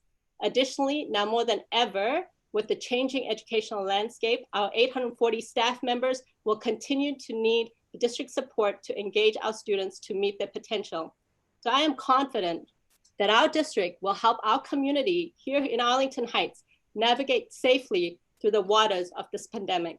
So thank you truly to the District 25 team and to Dr. Byne. Thank you, Anisha. Yes, Scott. All right. With that said, I appreciate what Anisha said. Loudly. I'm trying. I think he's my work voice. He's got a double thick mask. All right. It says unmute on mine. Yeah, you're good. I think to piggyback on what Anisha said is that we've been kind of handcuffed with what the state has been saying, what different entities have been saying. I'm looking at the transition model of reopening. Does step 4 correlate with phase 5 from the state? That's a question I have. Is it all students in person have to correlate with phase 5 that we moved into phase 5? Is that, and I'm not sure exactly what slide it is. It's the transition model reopening. I don't know what number it is. So yeah, that one.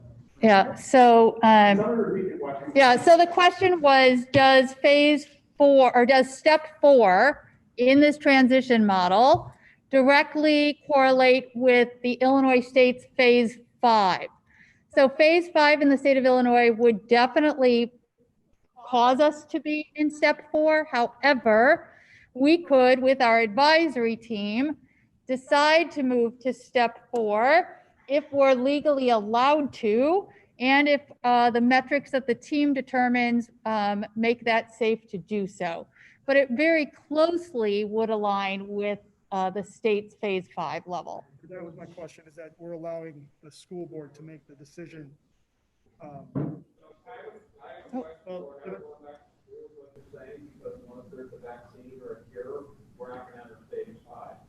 So my question is that the committee's going to meet, and it's based on the local health metrics, the local positivity rate, and other things like that the committee would deem relevant to our school. We're giving, my kind of concern is that we're giving the power back to us as a school board and as a committee to make the decision. So if other districts decide to stay this way, starting on August 31st, we will start the process of transition. No matter what else people are saying, we're going to do what's best for our kids and our community.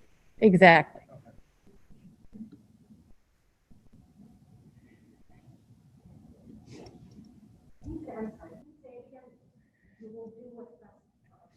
Basically, if I could reword, what he was saying was, can step 4 only happen if the state goes into phase 5?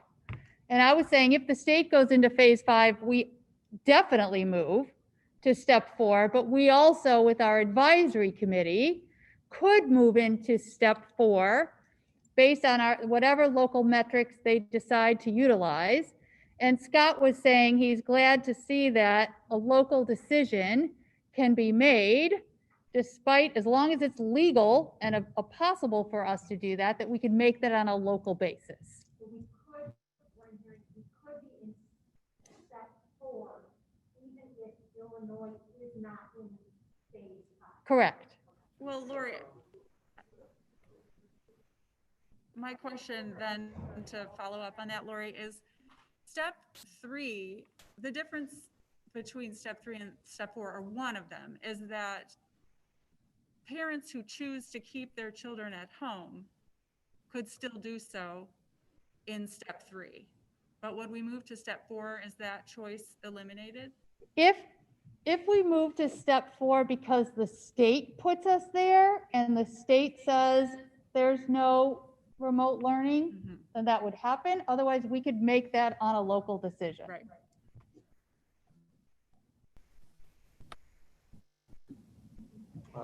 Any new comments or questions?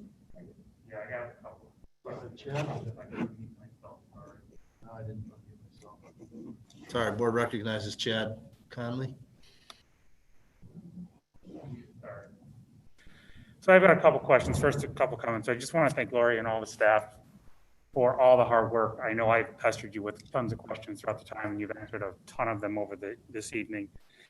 The one question I still have that I'm not really clear on is, I know on one of the slides we indicate that we have concerns over staffing for the 2 models, but I still, from my perspective, have not heard how we're going to address that to move these models, because I think as a parent of 3 kids who went to who were in the district, or one of them just graduated and moved on to high school, but I'm just trying to understand, I know there's no guarantee of a timeline, but I still want to understand just the metrics that we're going to hold ourselves to. I know we haven't decided on that yet, but it just doesn't seem, for me, when I walk out of this meeting, that I can say, okay, we will at least, we have our first meeting, but we don't have the design of the metrics. I know you're going to send out a communication to the school district, but I would like that to be as part of the communication to the school district from the perspective that like, hey, these are the metrics, these are what we're going to anticipate on. Because I agree with Scott, like from the perspective that if we're going to go to phase 4 while we're still in,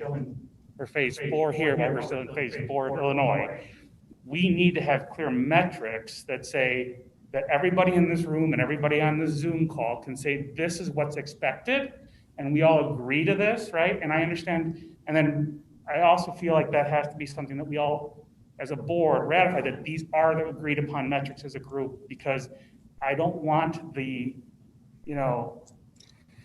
goalposts to move as we go through this. I feel like that's one, as a board, that's my one ask, right? Is just to understand that, because as a parent who works, I will admit I'm excited. Sorry for the teachers who have to go to work, but as a parent, I have to go to work too, and I have to worry about my kids at home. So I think that's good from my perspective, right? That was one of my biggest concerns as a individual who works, that parents wouldn't have the ability, and I am glad that we're working with the park district to figure out all of this, because teachers are also now impacted, and this is broader than just me and everybody else. I just want to make sure that we have these clear metrics, because my concern is that without those metrics, we don't have a goal, right? I like the plan. I think the plan's well thought out, but I just want to make sure we have goals and expectations. And I realize we may not hit that goal, right? Because this virus, who knows what's going to happen. But I just want to make sure we have a clear goal that is clearly communicated from to the people.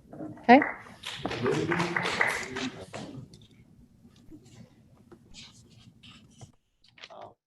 And I forgot to allow our ATA president to speak, which is always part of the agenda. So whenever you feel that's appropriate to add back in, we should do that. All right. Do you have any? Oh, do you want me to answer that, Chad? Do you have any comments? Oh, no, I hear you, Chad. And my thought was, rather than me and my team just defining the metrics, and again, all superintendents in the area, it was part of our, we meet twice a week. It was part of our conversation today. What metrics are people landing on? And it's not quite decided. I could do that. I really wanted the advisory committee to have input into that. So we'd need to find that balance. Totally agree. I just want to make sure that we, to me, that would be part of this communication that goes back out to the school. That's all I would have. Thank you. Right. So we agree to it. And then, These are the measures. What are they? What are we going to do? I wanted to take a look at the timeline slide again. Okay. Yep. In the interest of time. This one or the actual when students start? This is communicating from the advisory committee? Or do you want me to put up the one of when school starts and when kids start? Probably that one and then this transition one. Okay, so here's, oh no, maybe you're thinking this timeline, sorry. This one? That's Thank you. I was going to say, I thought it said timeline. But in the interest of time, I wanted to maybe let's go ahead and go to Kelly now. Okay, so for the audience, I apologize. I forgot. It is on our agenda.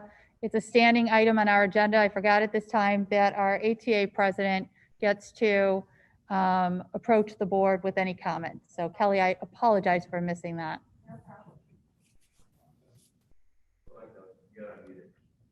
Oh, it's muted. Well, you can't go. You could pause that. Can I have a motion from someone to extend? This is a different topic. No. Yeah. Different topic. So this would expire, then we'd. Mr. President. Mr. President. Actually, she was supposed to be a part of my presentation, which would have been a part of that original 40 minutes. Mr. President. So do we need to extend for further question or no? I don't have any more questions. Okay. Well, let's let her talk and then we'll extend the protocol. How's that sound? Thank you, Dr. Byne, for giving me the opportunity to address the board and the community tonight. For those of you in the community who may not know me, I'm Kelly Dreblin, the Arlington Teachers Association president. I'm a proud district 25 employee of 28 years, as well as a proud district 25 resident. I have 3 children, and all 3 of them went through the District 25 school system. I love this community. I am a part of it, and so is 60% of our district staff. Our association, in conjunction with the district administration, has spent countless hours working on a thorough plan to keep all students and staff safe. We are committed to continue to work with the administration to ensure that we have the best plan in place and to address the various concerns of all. We do understand that this is an exceedingly difficult time for all of our students, families, and staff, and we are all doing the very best we can. Please know our students' and staff's health and safety is our primary concern. We will continue to provide the best possible education for all of our students during this difficult time. We understand there are some concerns about the remote learning plan, but we can assure you that this will be very different from what you saw in the spring. In the spring, we literally had to shift gears overnight. Parents, students, teachers. We all had to quickly do an about face from in-person learning to remote. We had one day to prepare that model. This fall is different. We have had time, albeit not as much as any of us would have liked, but we have significantly more time to prepare curriculum on all subject matters for all grade levels. We know that whatever plan the district puts forth will not only be the safest for our community, it will also be a well thought out, collaborative plan to provide comprehensive, robust learning with great fidelity for each student. We are all in this together. Thank you. Thank you, Kelly. Mr. President, So now I need a motion to extend the previous topic of board comments and Q&A. And I see David jumping up in his office. there we go. Hello, can you hear me? Oh, can't hear you yet. Can't hear you. Can you hear me now? Yes. There we go. I move that we extend the time for this agenda portion by 5 minutes. All right, do I have a second? Anyone? Second, thank you. Aaron, all in favor? Aye, where's Anisha? Yes. All right. Passes 7-0, 5 minutes extension, and I think we're back to Rich. All right, slide 17. Let me see. And I think you already, we talked briefly about this, but just want to be clear is that, no, that's not 17.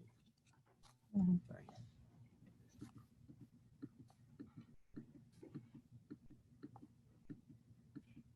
This one? The next one, I think is 17. Maybe? Yeah, that's one. I think we already talked about this, but at this point, we don't know the indicators that we would use. Correct. Other than the local percent positivity rate, we haven't defined those. Okay. And then the advisory committee, we don't know how big that is yet, or you guys haven't decided that. Well, the minutes, you guys, the meeting will meet every Tuesday. Are those minutes and outcomes going to be made public, available on the website, forum, recorded, whatever that is? We definitely can. Okay. So I'll take that as a yes? Yes. Okay. All right, slide 18.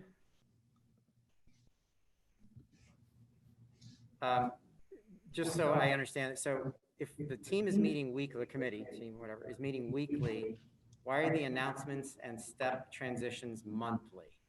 So they're not meeting weekly except at the very beginning. So at the beginning, because we believe we'd be talking about those low incidence or small groups of students, students with IEP needs, student with EL needs, it's an easier decision to make.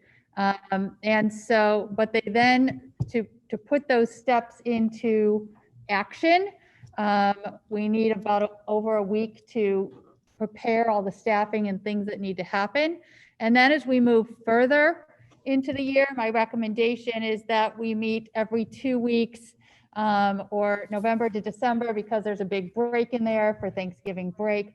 That is a month apart, and the same December to January, because there's a winter break, that's a month apart. Okay. So just looking at the dates, just so I understand, so if, as an example, the announcement date, September 4th, is the Friday of Labor Day, Yes. And then the transition date would be the 8th.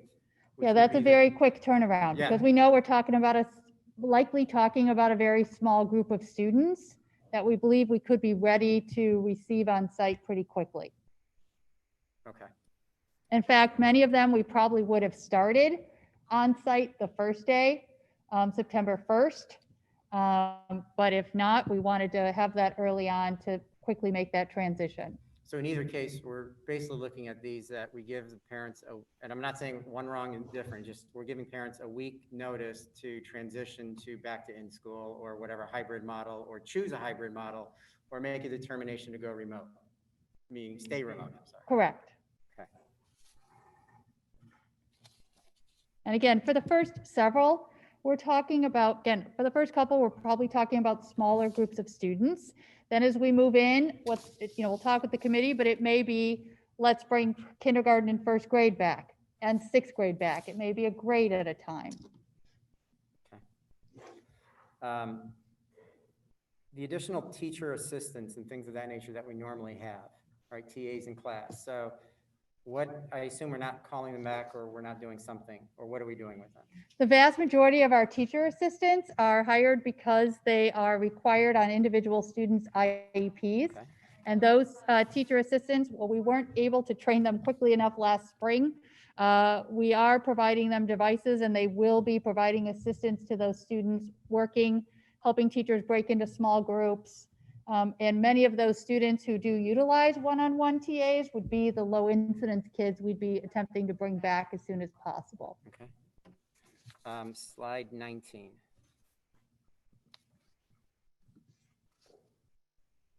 All right, make sure I'm on. So again, on the remote learning, I'm just, as we probably get more and more details out of this, I'm still struggling with making sure that we have enough, if you talk about the grouping, so the students in the remote learning environment will need to move or with different teachers throughout that remote learning experience. No.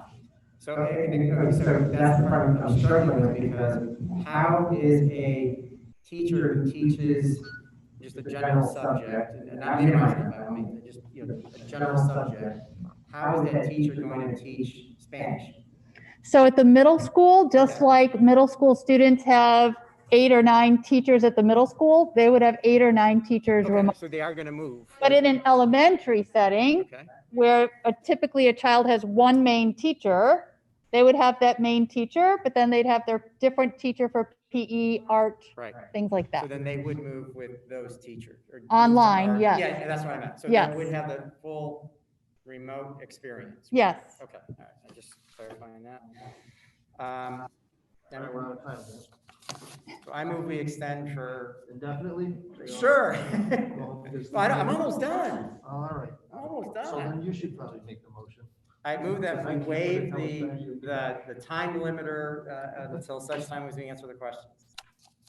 No, we need to finish. Yeah, I think our policy calls okay, for a sorry. certain number. I'm on the last second. 20 minutes. Against policy. I move that we move 20 minutes. Scott, second. Scott, seconds.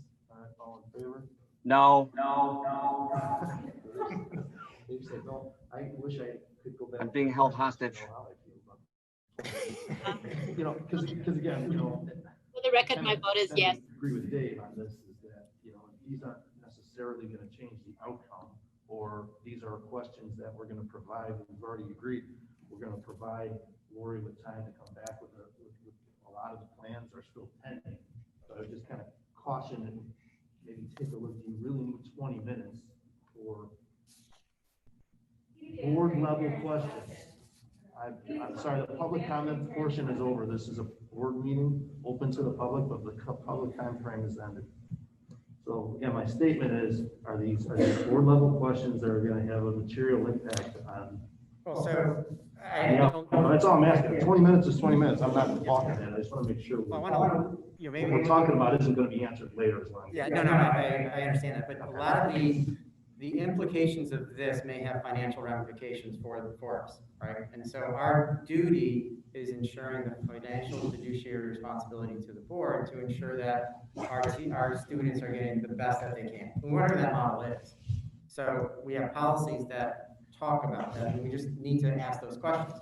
Again, I go back to, if this were, we're adding English, right, or we're adding a new book, we wouldn't talk about it as much because this is a structural change. Yeah, no, I get that. And so we want to make sure that we understand that structural change is in line and supportive of our goals, right? Of our teaching objective goals. That's the purpose that I'm asking. It's 20 minutes, I don't want to keep extending. Yeah, I did, yeah. Okay. We have a second? Can I just say, we just give, I know 20, but can we do 30 just from the perspective that I get it? But at the end of the day. That's kind of what I was getting at. I know, but at the end of the day, we just, let's get the questions out of the way. And the reality is, this is our discussion, and I understand that, but Rich has asked a lot of questions, and let him have a moment to talk, and then because, Lori answered like all my questions that I had created, and I get that, but just let him ask the questions. The motion was for 20 minutes. I think we're 30 now. I'm pushing it to 30, you're just saying, let's just, but I'll give him 30. If we can just keep throwing motions in, I move that we do it 5. If everyone could throw in different times, I'm going back for 5. So we need to take a vote on 30. Everyone's just throwing in times now, so I'm throwing in mine. We didn't take a vote on 30. That was the last motion proposed. First of all, we have a second on 30. Okay. All right, Scott, second. So let's vote on 30. 30 doesn't. That would be a no. I'll go yes. So Anisha, I'm looking at, thank you for the reminder. All right. Yes. 6-1. All right.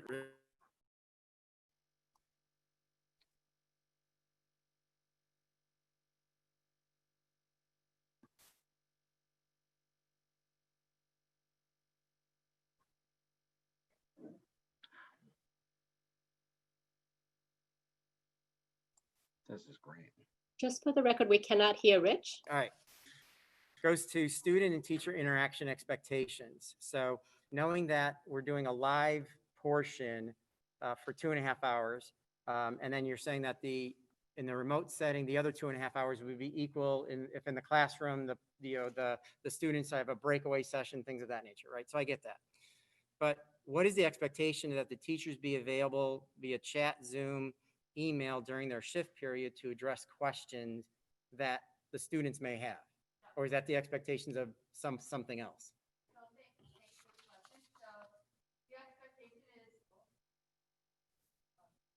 Am I muted now? I'm good now. Okay, thank you. I apologize. The expectation is that a teacher is available to student at the same times that they would in an on-site experience. Via Zoom, via chat. I just want to email. make sure. So if the student chats, the expectation is the teacher would be available to chat back or Yes, or whatever interact with the whatever student. the process is Yep. that a teacher sets. Yes. Okay.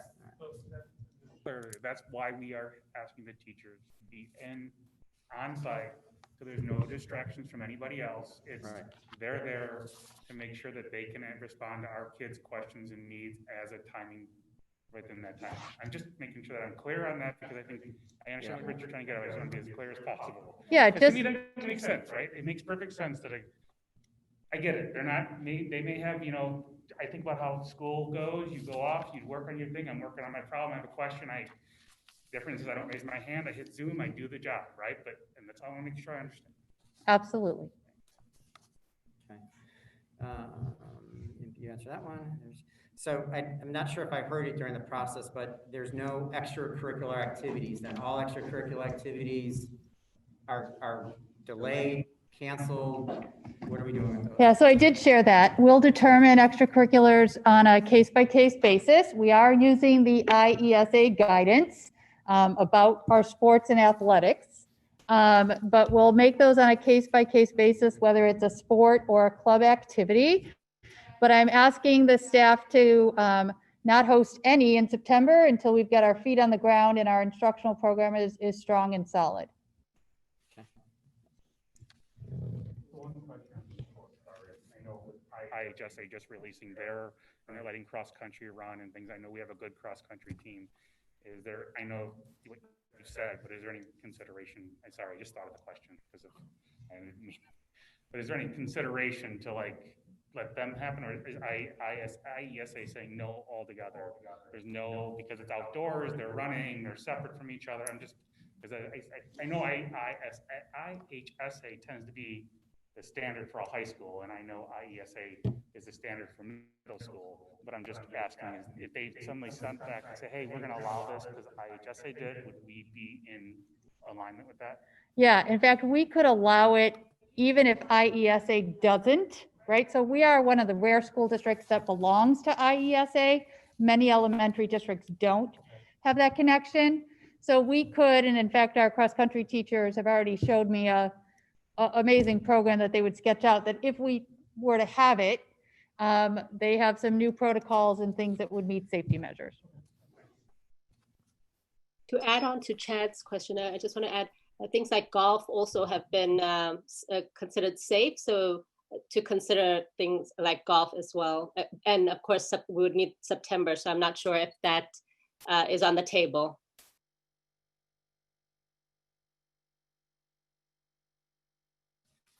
So we provided a lunch support. Is that, I know we said there's no eating in school in the hybrid and models.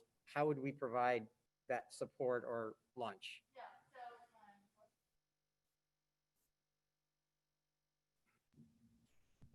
So there's a couple different programs that, yeah, the summer program that we're providing will continue until school opens.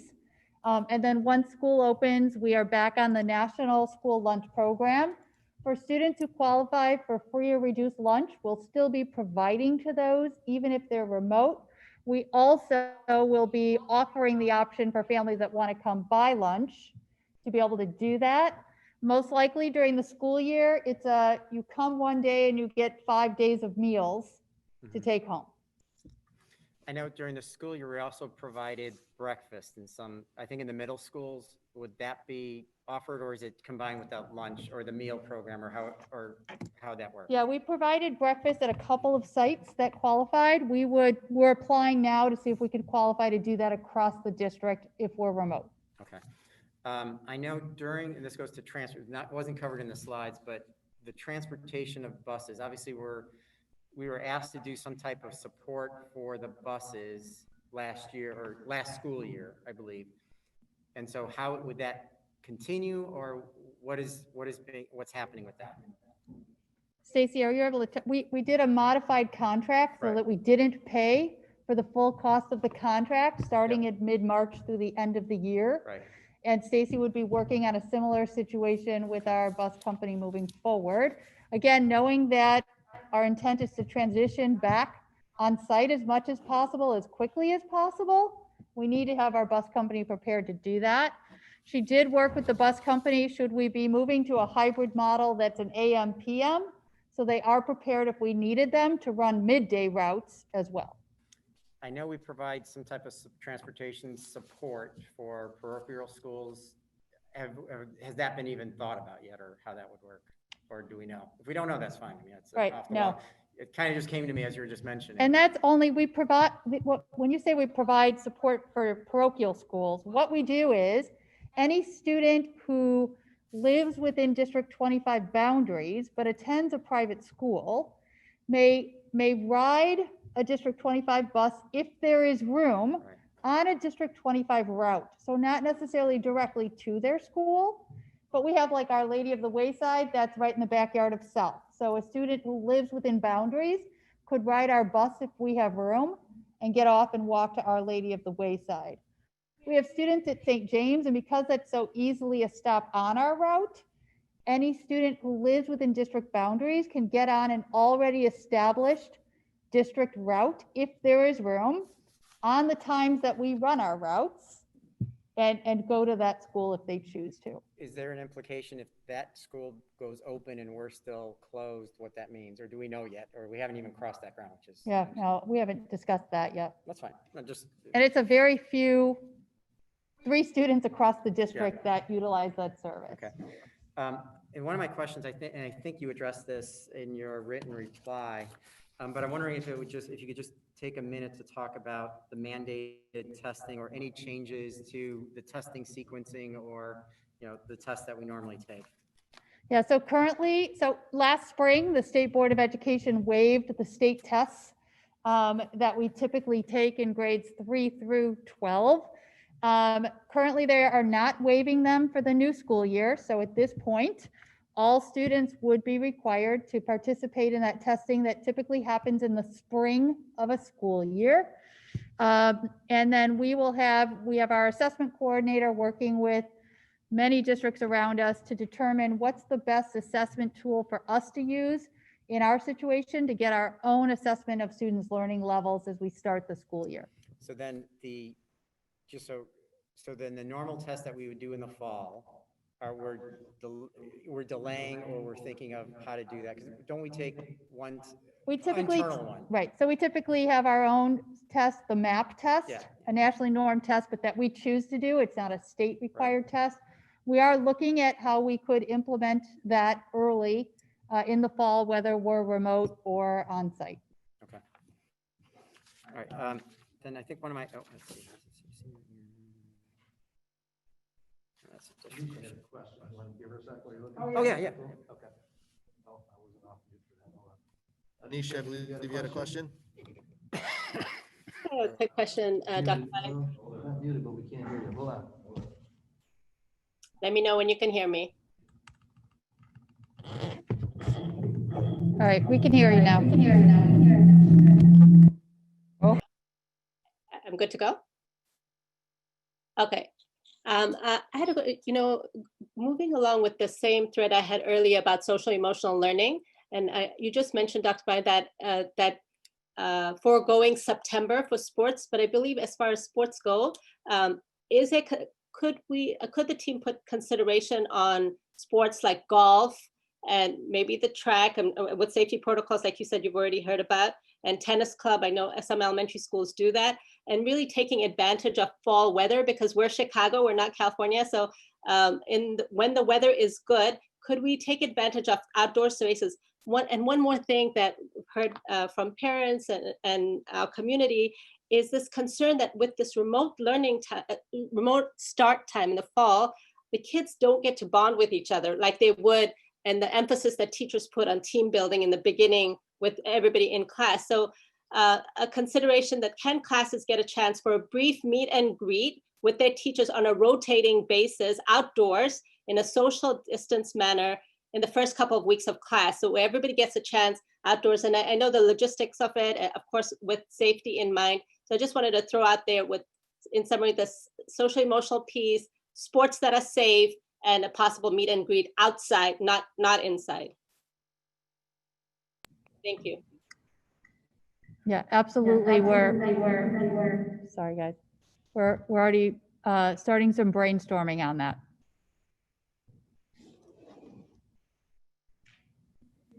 All right, Rich.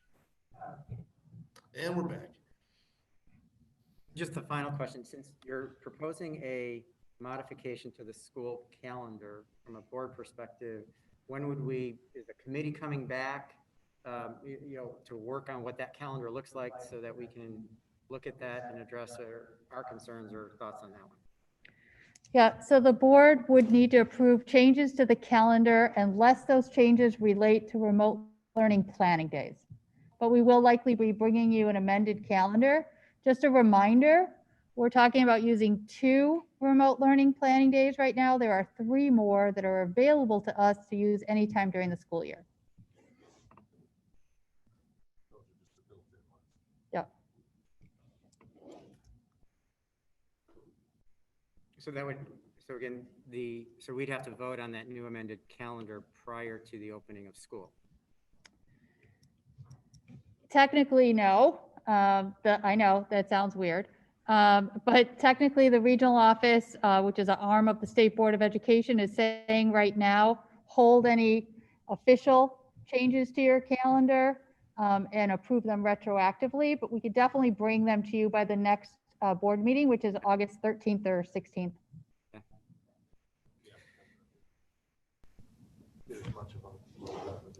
Sure. I am done. Thank you. So again, I want to. I was gonna give you more time. What's that? No, I think, how much time we got? How much time? Was it 30 minutes? Close? I'm If not. that's the case, I would like to say a few words. Please do. Say the last word. You will. I'll refer back to you. Do you I'll have cede, something I'll really- cede the last 15 minutes to you. No, No. again, I know my question sometimes, at least to the staff, may seem direct or may seem inquisitive at most, but again, it's from a position of seek to understand that we've covered everything that we can. We never have all the answers to everything. It's just about making sure that we've looked at all possibilities and make the best choices that we can so that we have the most information, to deal as parents, as community members, that we're doing the right thing for our kids. Thank you for your time, Aaron. I just wanted to talk about, yeah, I think so, yeah. Something that I've been hearing throughout this process tonight from most of the speakers is how we are all in this together. This has been an extremely challenging time and we're all experiencing it in different ways. We're all have different fears, but we all have fears, From the minute our kids came home in March, I'm sure we all started praying that they'd be able to go back in the fall. We all have different reasons for that. I don't know how many of you had a 19-year-old who moved home from his frat, but I'm telling you, I started praying the minute he came home that he could go back. But I'm praying for the children in 25 too, this whole summer. And whether you think this summer was really long or you think it flew by, neither one of those is right or wrong. And whether you think it's okay to hug and kiss your mother, or you think it's safer if you wave to her from the window, one of those is not right and one of those is not wrong. We are all in this together.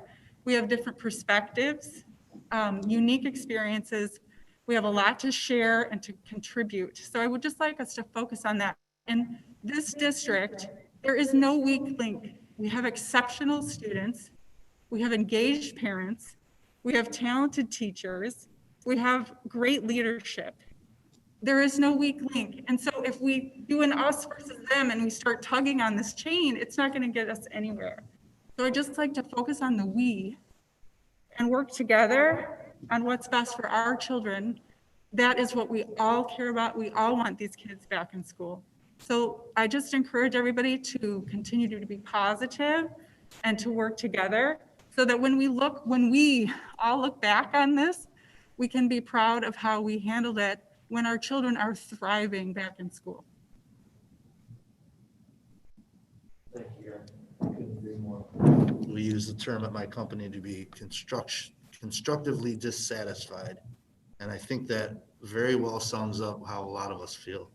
I'm with you. I have 4 children, all still within either 14 or 25 here, and one of them's about to go to college. But I had the same feelings when I've been working from home for quite a while before COVID. So when I had to share my office space with a teacher wife and 4 children, it got difficult real quick.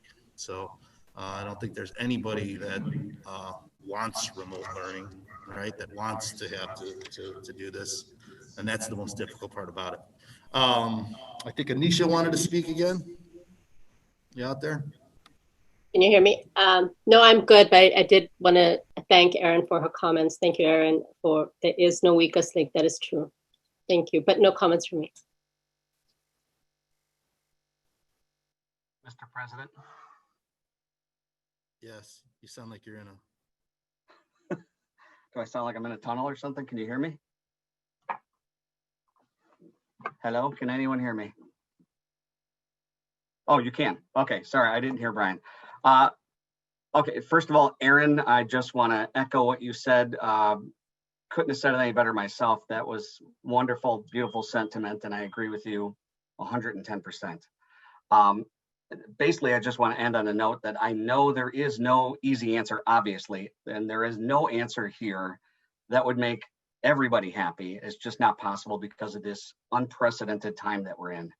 But I think we should hopefully all take solace in the fact that we are part of an amazing community within which is an amazing school district that's run by an unbelievably qualified superintendent, a unbelievably qualified and motivated administration, as well as the most devoted staff, I think, up against any other school district anywhere. The background of our staff, how much they care about all of our children, and the tireless hours and effort they're going to take to make this work and to make this as good as the in-person experience until there is an in-person experience.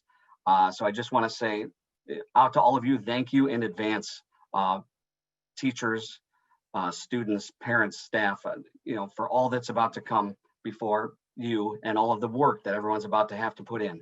I appreciate it. Thanks, Dave. All right, any closing thoughts, questions, comments? Obviously, there's a lot more information that needs to be shared and needs to be put together. Nobody's denying that.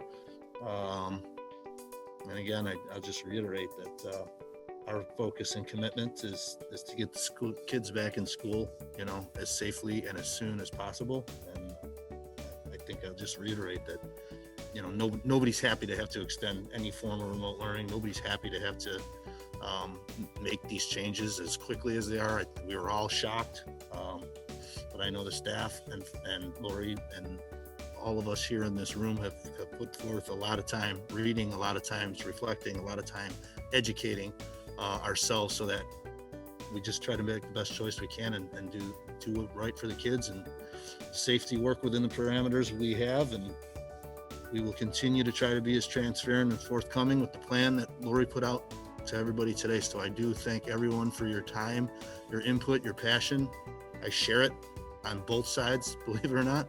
If anybody wants to homeschool my 4 kids, I'll send them on over. But with that, I'm gonna put the meeting to a close. I actually need a motion to do that. I can't do that. Scott. Thank you. Second, Chad. All in favor? Aye. All right, meeting is adjourned.